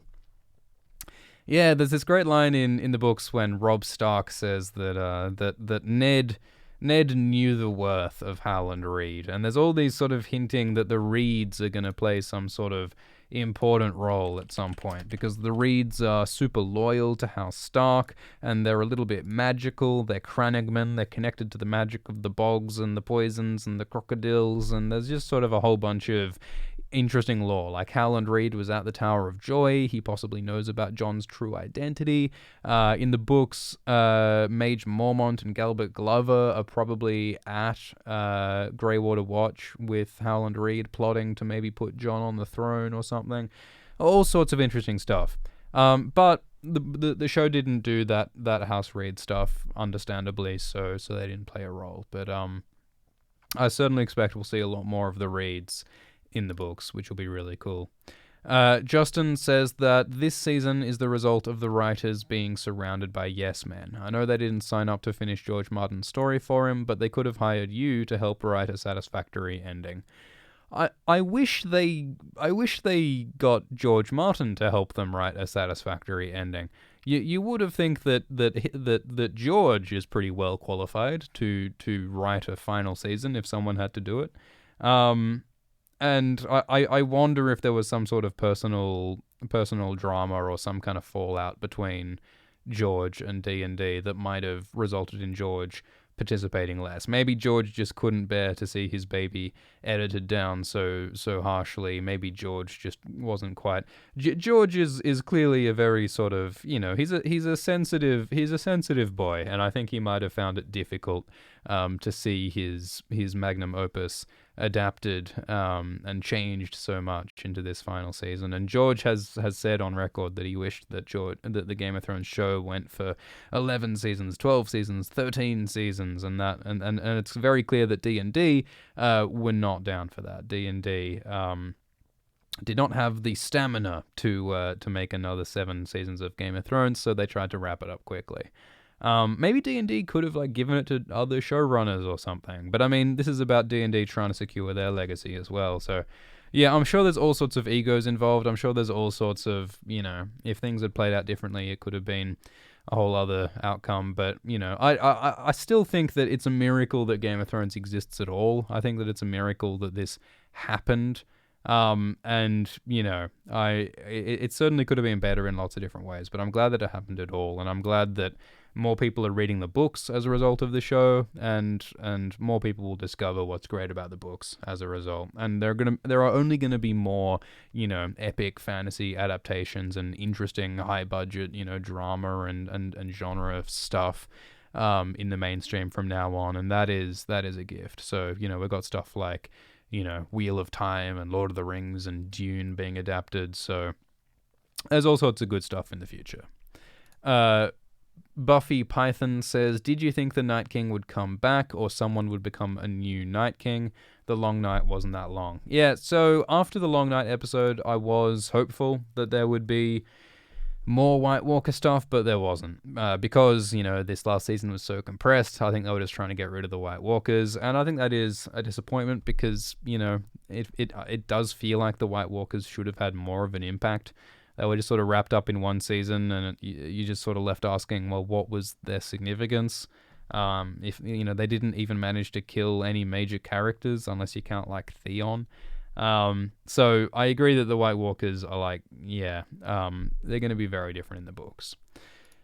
And the Long Night, like the Long Night in the books, even in the show, Old Nan talks about how the Long Night lasted for a generation last time, and mothers killed babies to stop them from suffering in their cribs, and it was this whole apocalyptic, long-term, serious, seasonal problem, a threat to civilization, and we just didn't get that in the show.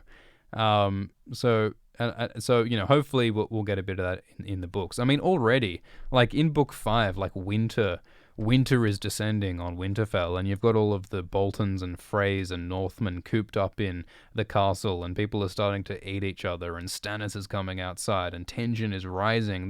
There's amazing stuff happening with winter and Winterfell in the books. And the Long Night is not even begun yet in the books. So I think things are going to get very dark indeed in The Winds of Winter, the next book. And there are some optimistic sounds coming from George Martin about that upcoming book. He recently said that if the next book isn't out within a year, then he gives permission for him to be imprisoned in New Zealand until he finishes the book. And, it's all a joke that, the New Zealand Tourism Board made it, whatever. But the point is that George Martin has sounded pretty optimistic lately. And, he has made optimistic sounds before. He infamously, in 2015, said that he expected to finish the book in 2015, and that's now 2019. So, his predictions cannot be trusted. But it is looking, at the moment, fairly optimistic, like we might get another book sometime soon. Mitchell says, Tinfoil Theory, the Night King is the Lord of Light. The Hound saw a planted vision from the Lord of Light, but it's the Night King tricking him to get a dragon. Also, conflict that Mel has been serving the wrong Lord. Thank you for your work. So yeah, one of the really sort of interesting and I think sort of under-analyzed moments of Season 7 is when the Hound looks into a fire and sees a vision of a mountain, and it's that vision that leads him beyond the north to the mountain shaped like an arrowhead, and what that whole White Hunt mission ends up resulting in is the Night King getting a dragon and the Night King breaking the wall. Like the whole season 7 episode 6 Beyond the Wall episode was such a monumental fuck up, because the whole point, the whole reason why they risked everything by going beyond the wall was to capture a zombie and to show Cersei so that Cersei would stop fighting them. And of course, Cersei did not stop fighting them. Cersei did not give a shit, which is really not surprising, given the sort of person Cersei is.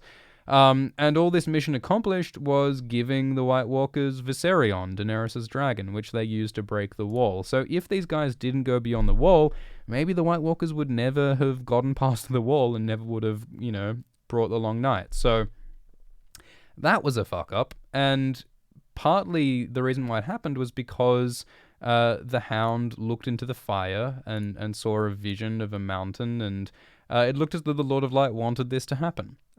So the Night King also seems to have psychic powers, because we saw the Night King touch Bran in his vision in season 6 episode 5. The Night King was active in Bran's astral plane vision space. So it does seem as though the Night King is a green seer of some kind, which is plausible if the Night King is a Stark, and the Starks have the blood of the green seers sometimes. So yeah, maybe that vision that the Hound got was actually a vision planted by the Night King. I think that is plausible, because there is stuff like that happening in the books, where visions don't just happen. Someone puts them there sometimes. Like the Three-Eyed Raven gives Bran visions, and Quaithe gives Daenerys visions. And so there's all this possibility of maybe people are manipulating people by planting visions and false visions and all that sort of stuff. And that's sort of a theme of some of George R. R. Martin's sci-fi short stories, with his malignant hive minds manipulating people. So the point is, yeah, it absolutely is plausible that the Night King might have been manipulating people with visions somehow. But the Night King sort of forgot that he had psychic powers, didn't he? Because in season 8, he just went down like a chump. He didn't see Arya coming, did he? So is the Night King psychic? Is the Night King not psychic? I don't think the show really is meant to have an answer. But it's certainly interesting to think about, and maybe in the books we will see something along those lines. There's this idea of the Great Other in the books, which seems to be the god of the White Walkers. Supposedly the Great Other is in opposition to the Long Night. But you've got the Drowned God, and Melisandre believes that the Drowned God of the Ironborn is the Great Other, and Melisandre sees Bran in a vision and says that Bran is the Great Other. So there's some really interesting complex stuff around who's who, who's manipulating who, are the gods people, are the people gods. There's all sorts of fascinating stuff. So we'll certainly talk about that stuff in videos to come. Nathan McCoy says, what do you think D&D were going for? Most of the book stuff has seemed at least decently in line with the Game of Thrones universe, but 99% of this season missed the mark. Thanks for all the hard work.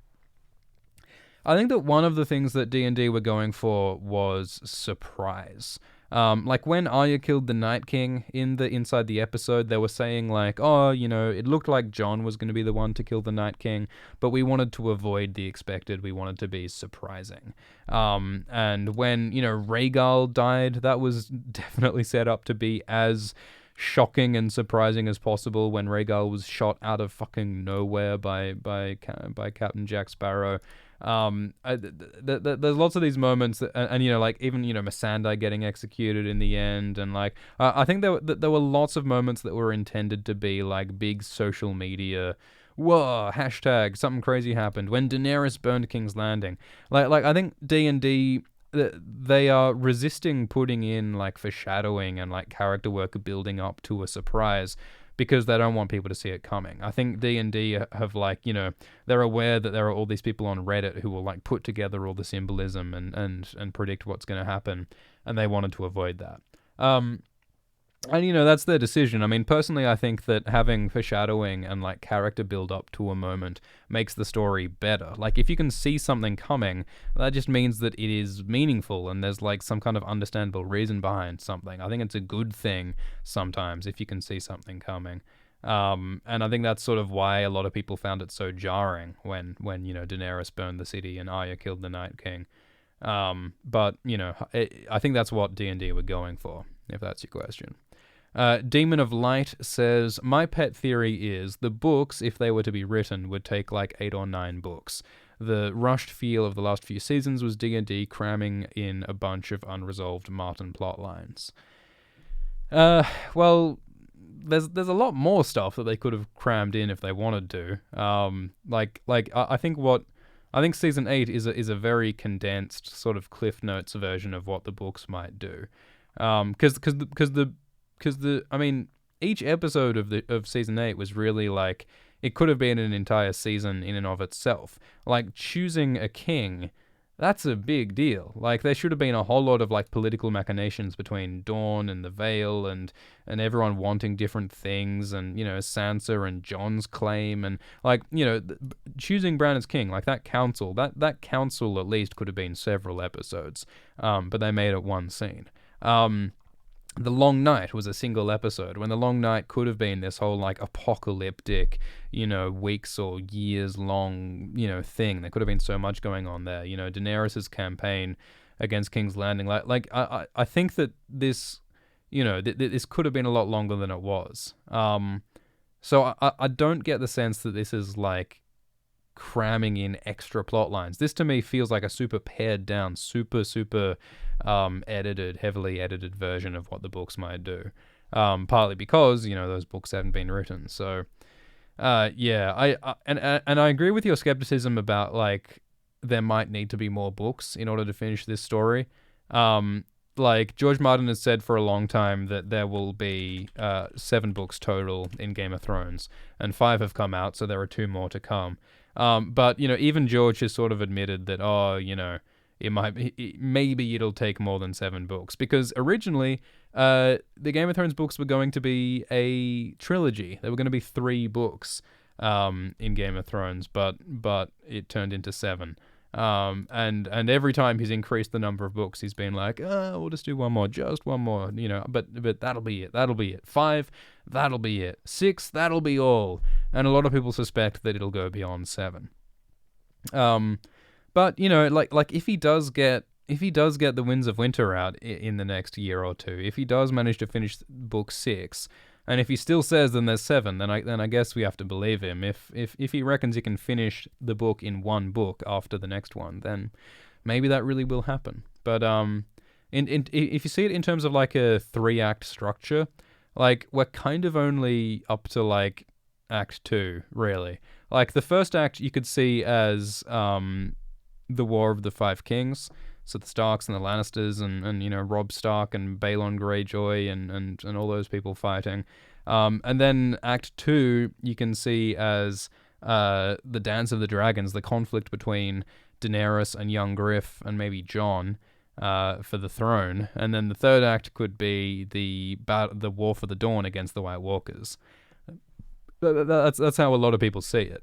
And the thing is, like, even though the 5th book is called A Dance with Dragons, the Dance of the Dragons between Daenerys and young Griff hasn't happened yet. So it's a bit weird that A Dance with Dragons is called A Dance with Dragons. There was no Dance of Dragons in that book. So maybe we'll get that in the Winds of Winter. But we just spent 5 books on the War of the Five Kings. Can we cram the entire Dance of the Dragons with Daenerys and young Griff into book 6 and the entire Long Night into book 7? I mean, I guess the show managed to cram the Long Night into one episode, so maybe the Long Night can end in one book. But yeah, it's tricky. I'm sure George knows what he's doing, or I hope that George knows what he's doing. But yeah, it might be a struggle to get this done in that many books.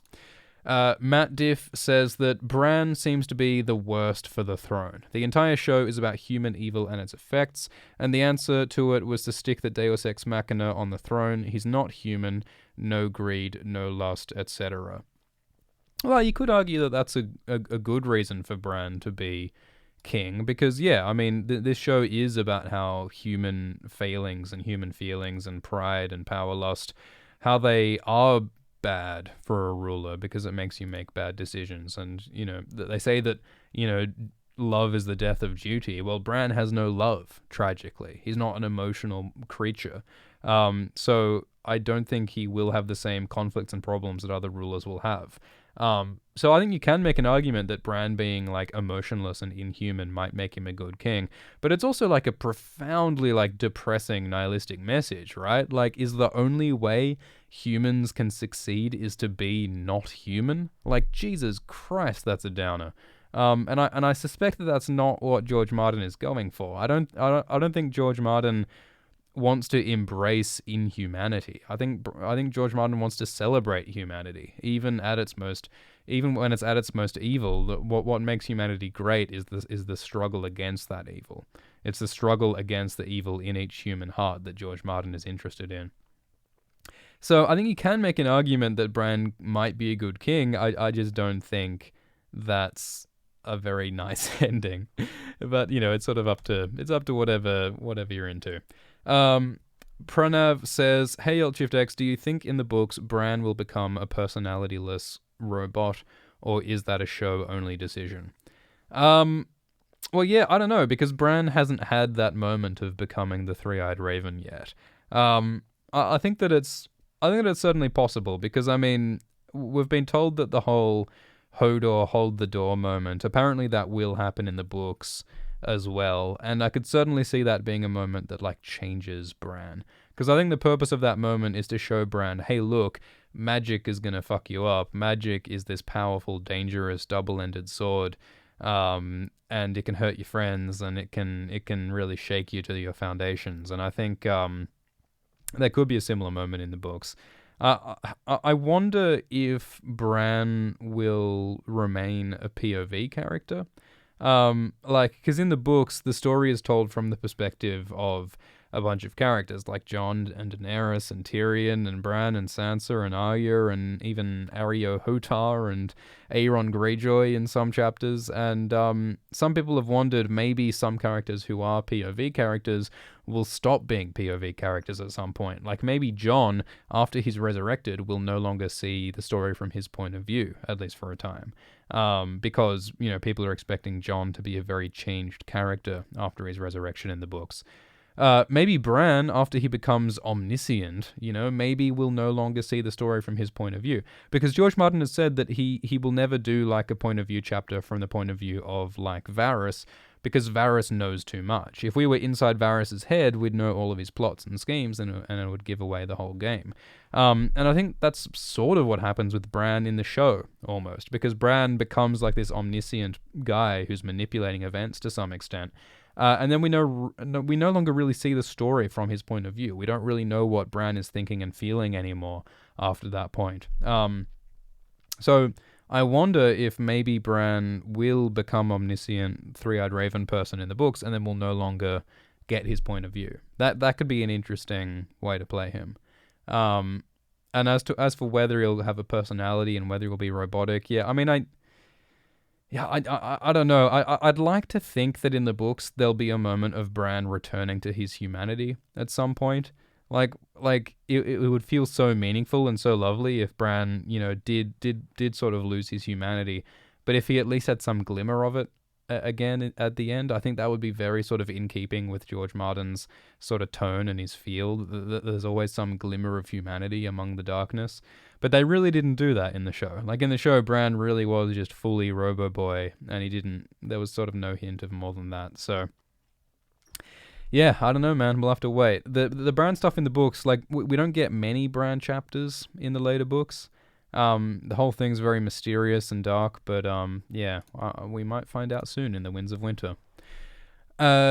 Jeremy says, "Thank you for your work. Have you seen the Sir Roger Oxford channel? The show actors also narrate some of the lore-based ones." No, I don't know what that is. Maybe tweet me a link. That sounds interesting. Party says, "There must always be a Night King. Part of the crew, part of the night. Part of the crew, part of the night. A walker pulls out an icy dagger." Is that a reference? I don't know. Nick says, 2 questions. Is this Q&A being saved afterwards, and can you remind me of the blue, green, brown eye prophecy again? So all of these Season 8 Q&As are available for Patreon supporters. The link is at the bottom of the screen. Patreon supporters can see all these streams that we've been doing each week. I'm not going to leave them public on the main page, cluttering up the Alt Shift X channel. The Alt Shift X channel is just for the proper edited videos.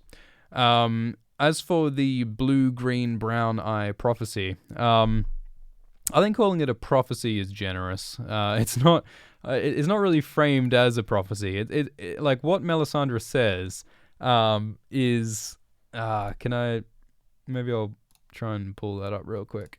So Arya meets Melisandre in, what is it, season 3. She says that she sees a darkness in Arya. All right, here's the quote. So Melisandre meets Arya and she says, "I see a darkness in you, and in that darkness, eyes staring back at me.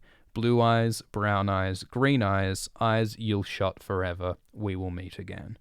So I think at the time that Melisandre says that, she's having a vision of Arya's future with the Faceless Men, because she's seeing that Arya is going to be a killer and she's going to kill lots of different people, and that's what the brown and blue and green eyes represent.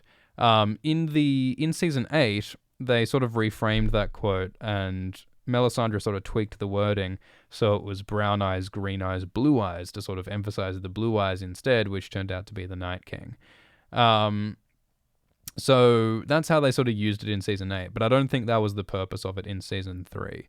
And you can try to connect the eyes to different people, like Meryn Trant, I think, has blue eyes, has brown eyes, sorry, and like Cersei has green eyes, which could have been interesting, but I don't think those eyes are actually necessarily meant to connect to specific characters, because back in season 3, I don't think they were planning those specific kills at the time.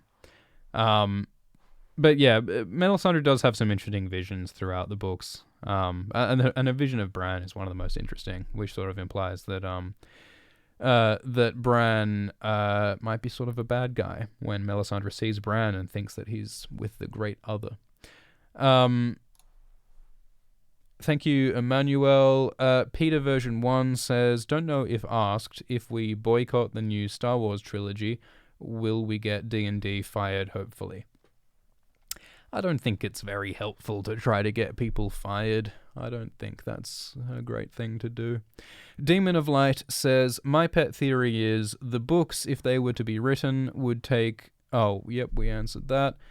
J.S. John says Drogon is the real MVP. I think Drogon really sort of understood this story better than a lot of the characters did in the end. He destroyed the Iron Throne, which was in such desperate need of happening for so long. And Drogon really was a real G for not killing Jon, despite killing his mother. That was pretty accepting of Drogon. And Drogon survived. Drogon is like hot pie, the ultimate survivor. So, I'm on the side of Drogon, yeah. Amir says, "I don't mind Arya killing the Night King. She was defeating death. I was pissed that Jon had nothing to do with it, though." Yeah, I agree. I think there is meaning in Arya killing the Night King. It does show that she's rejecting death, and ultimately that is what she does. She sails west. She stops engaging in violence. She becomes a different sort of a person. Arya was always haunted by death, by the deaths of the people she loved. And she was haunted by the deaths that she inflicted, or the people she killed, and in the end she rejects both of them. And yeah, I agree, killing the Night King sort of symbolically represents that. Gino says, "Do you agree that D&D sacrificed characters' plots?" Yeah, I mean, they had endings to characters that didn't please everyone, like Jaime didn't sort of fully redeem himself in the end. He ended up dying with Cersei, with a hateful woman, and so Jaime did not have the happy redemption arc that a lot of people were hoping for, and Daenerys didn't get to be a savior. She became a tyrant. And, I think a lot of that stuff is happening in the books as well. I think that the issue is that there probably should have been more sort of steps in between, showing us how the characters got to that point. Like, Jaime returning to Cersei felt very abrupt. Like, we didn't get a lot of exploration of Jaime's thoughts and feelings behind that. We really only got that one speech with Brienne. And Daenerys becoming Dragon Hitler, we got very little exploration of what was going on in her head. Like, we know that she was feeling very attacked and conflicted and betrayed. But why she thought it was okay to kill 1 million people was never really gotten into very much. Like, she had very weak one-line justifications in the finale episode, which, made it really hard to relate to Daenerys in that last episode, I think. So, I'm not here to tell you whether it's good or bad, but there were a lot of abrupt character changes that a lot of people didn't vibe with. Cody says, should they have had 10 seasons to flesh it out? I think the problem is that if they did 10 seasons, they would have had to have written 3 more seasons. And I think the whole reason why D&D did short seasons is that they didn't feel like they could write 3 entire seasons without books to adapt, because they didn't sign up to write seasons without books to adapt. So maybe if George Martin had written some books sooner, then maybe they could have done 10 seasons, but he didn't, so they didn't. Emmanuel says, was Jon Azor Ahai? He stabbed Dany in the heart and Drogon became Lightbringer. Yeah, that's actually another good interpretation, I suppose, that Drogon is Lightbringer and Drogon destroying the throne is sort of the fulfillment of the Azor Ahai prophecy. I think that's a good point. I mean, the dragons have always sort of represented Lightbringer. Like, there's lines in the books comparing dragons to fiery swords in the sky and being Lightbringer and stuff. And, what else was Lightbringer? Like, Lightbringer, in the most literal sense, can be like a flaming sword, but there was no flaming sword in the show apart from, Beric's, and Beric wasn't Azor Ahai, so yeah, I think that's a good interpretation. Adam says, Tywin melted ice into 2 new special swords. What should the Iron Throne slag be turned into? I think maybe just a really big paperweight, like just like a really, just like a modern art piece, just like an abstract lump of twisted metal to just sort of look at and just sort of scratch your chin and sort of meditate on power. Maybe that's what the Iron Throne should be used for. Blake says, do you think there is some connection between the White Walkers and the dark energy around Asshai, specifically Stygai? Yeah, so that's an interesting topic. So in the far, far, far east, there's a place called Asshai, which is a city of darkness, and there's all this, like, poison running in the rivers, and there are no children, and it's called dark, and it's called the Shadow, and people wear masks, and there's this place called Stygai in the heart of darkness where even Shadowbinders fear to tread, and this is called the Heart of Darkness in the same way that there's said to be a Heart of Winter in the far north where the White Walkers are. This artwork is by Ziga Kaiser, by the way, from the Unseen Westeros project. But yeah, there definitely are some interesting parallels between this, like, center of darkness in the world and the center of winter and ice that seems to represent the White Walkers. And there are some interesting theories about how Asshai might have originally been the capital of the great empire of the Dawn. There are these legends about this great empire that existed long, long ago. This empire of dragon lords, possibly, that was around Yi Ti, which is like Imperial China in Game of Thrones. And some people theorize that Asshai might have been their capital, because Asshai is crazy large. Like, Asshai is bigger than like 4 cities put together, and it's made out of this mysterious, greasy black stone. And some people wonder if the city might have originally been this beautiful city that was not gross and greasy, but some kind of magical apocalypse transformed it into a place of darkness. It's like some sort of ground zero of some terrible, horrific, magical apocalypse. There's all this stuff about the Bloodstone Emperor who worshipped a black stone that fell from the sky, and some people wonder if, like, maybe that's a meteor strike that caused some kind of nuclear winter, some kind of apocalypse thing, or maybe the Bloodstone Emperor did some sort of ritual with the black stone that turned Asshai into like this black stone place, and it poisoned the waters and it created like a nuclear fallout or something. And there's all sorts of interesting speculation and lore about Asshai and Stygai. And we talk a bit about that in the Essos video, the East video that you can watch on Alt Shift X. So yeah, heaps of interesting stuff there, and yeah, I think that it does make sense that this is somehow tied to the darkness and the sort of seasons and the White Walkers, because it is said that, you know, there was an Azor Ahai figure in the Far East who defeated the darkness, and the Lion of Night and his demons who came from the Frozen Waste, which is sort of north of Ashai. It sounds a lot like a White Walker attack, so yeah, I think there is some kind of connection there. Cool. Thank you for the super chat, Poop. And Sansa Stark says, will Dany and Jon get together in the books? I think they probably will, because there's this vision that Daenerys has where she sees the wall, and she sees a blue flower growing from a chink in the wall and filling the air with sweetness. And a blue flower is symbolically associated with Lyanna Stark, Jon Snow's mother. So I think that the blue flower at the wall has to represent Jon, and it's filling the air with sweetness, like I'm sure Jon's farts also do. No, I think that Ice and Fire, Jon and Daenerys, it's always sort of been speculated that they might get together, and I think that they wouldn't have invented such a crucial relationship just for the show. I think that it's very likely that something like that will happen in the books as well. Sarang says, Season 3 was aired in 2013, and in the post-show posturing, D&D state that they decided Arya was going to kill the Night King 3 years ago, so the Melisandre prophecy was just convenience, not even in the books.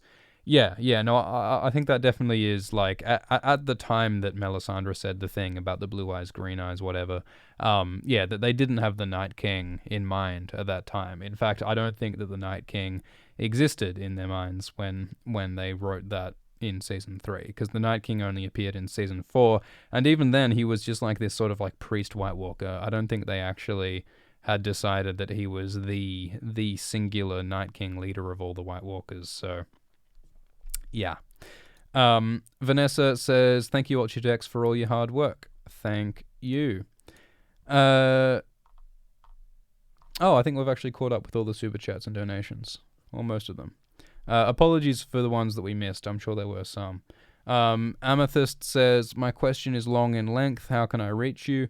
We can't read every single super long question, but you're welcome to tweet. If you have some like long post, you might want to just post it on Reddit or something. Is a good way to get your theories and ideas read, I reckon. Thank you, Fanfiction, who says Night King's main goal is kill Reek. Yeah, maybe that was his target all along. Maybe the Night King didn't care about Bran. He just wanted to kill Theon, and he finally got what he wanted. Garrity says, what was the purpose of Jon's death? Magic enacts a toll. He seems to have gotten off easy. Does this cheapen magic, and by extension, Jon's death? I think what really, really cheapens Jon's death is that after he dies, he puts himself into so many near-death situations and gets away with it.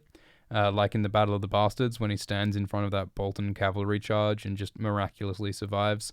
It seems a bit silly, because like the whole lesson of Jon's death and the lesson of Ned's death is that if you fuck up, you can die. And if Jon keeps on putting himself in ridiculous situations and surviving anyway, it's like, well, why did he die last time? What was the point of bringing him back? There's also lots of stuff in the books about how resurrection changes people. Resurrection takes away part of you. And that's something that's explored with Beric, and like George Martin has said in interviews that resurrections should be transformative. And Jon Snow as a character really doesn't change much after his resurrection, and I expect that'll be very different in the books.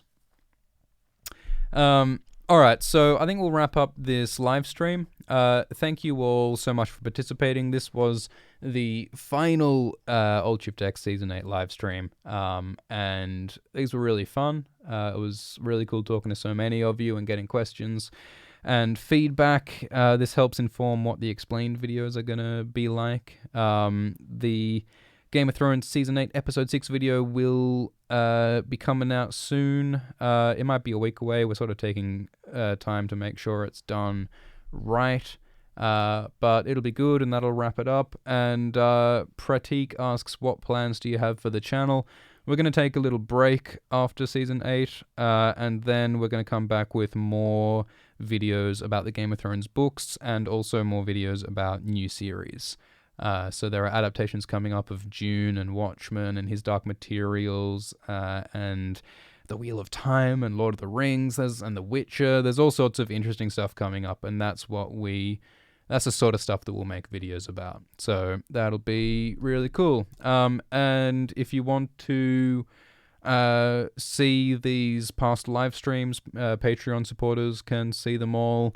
If you want to get an AltShiftX t-shirt, you can at standard.tv/AltShiftX. And yeah, thanks so much. Thanks for everything. We'll get this last video out, and it'll be a goodie. Yeah, there was also that Westworld Season 3 trailer recently came out with Jesse Pinkman in it, so that'll be interesting.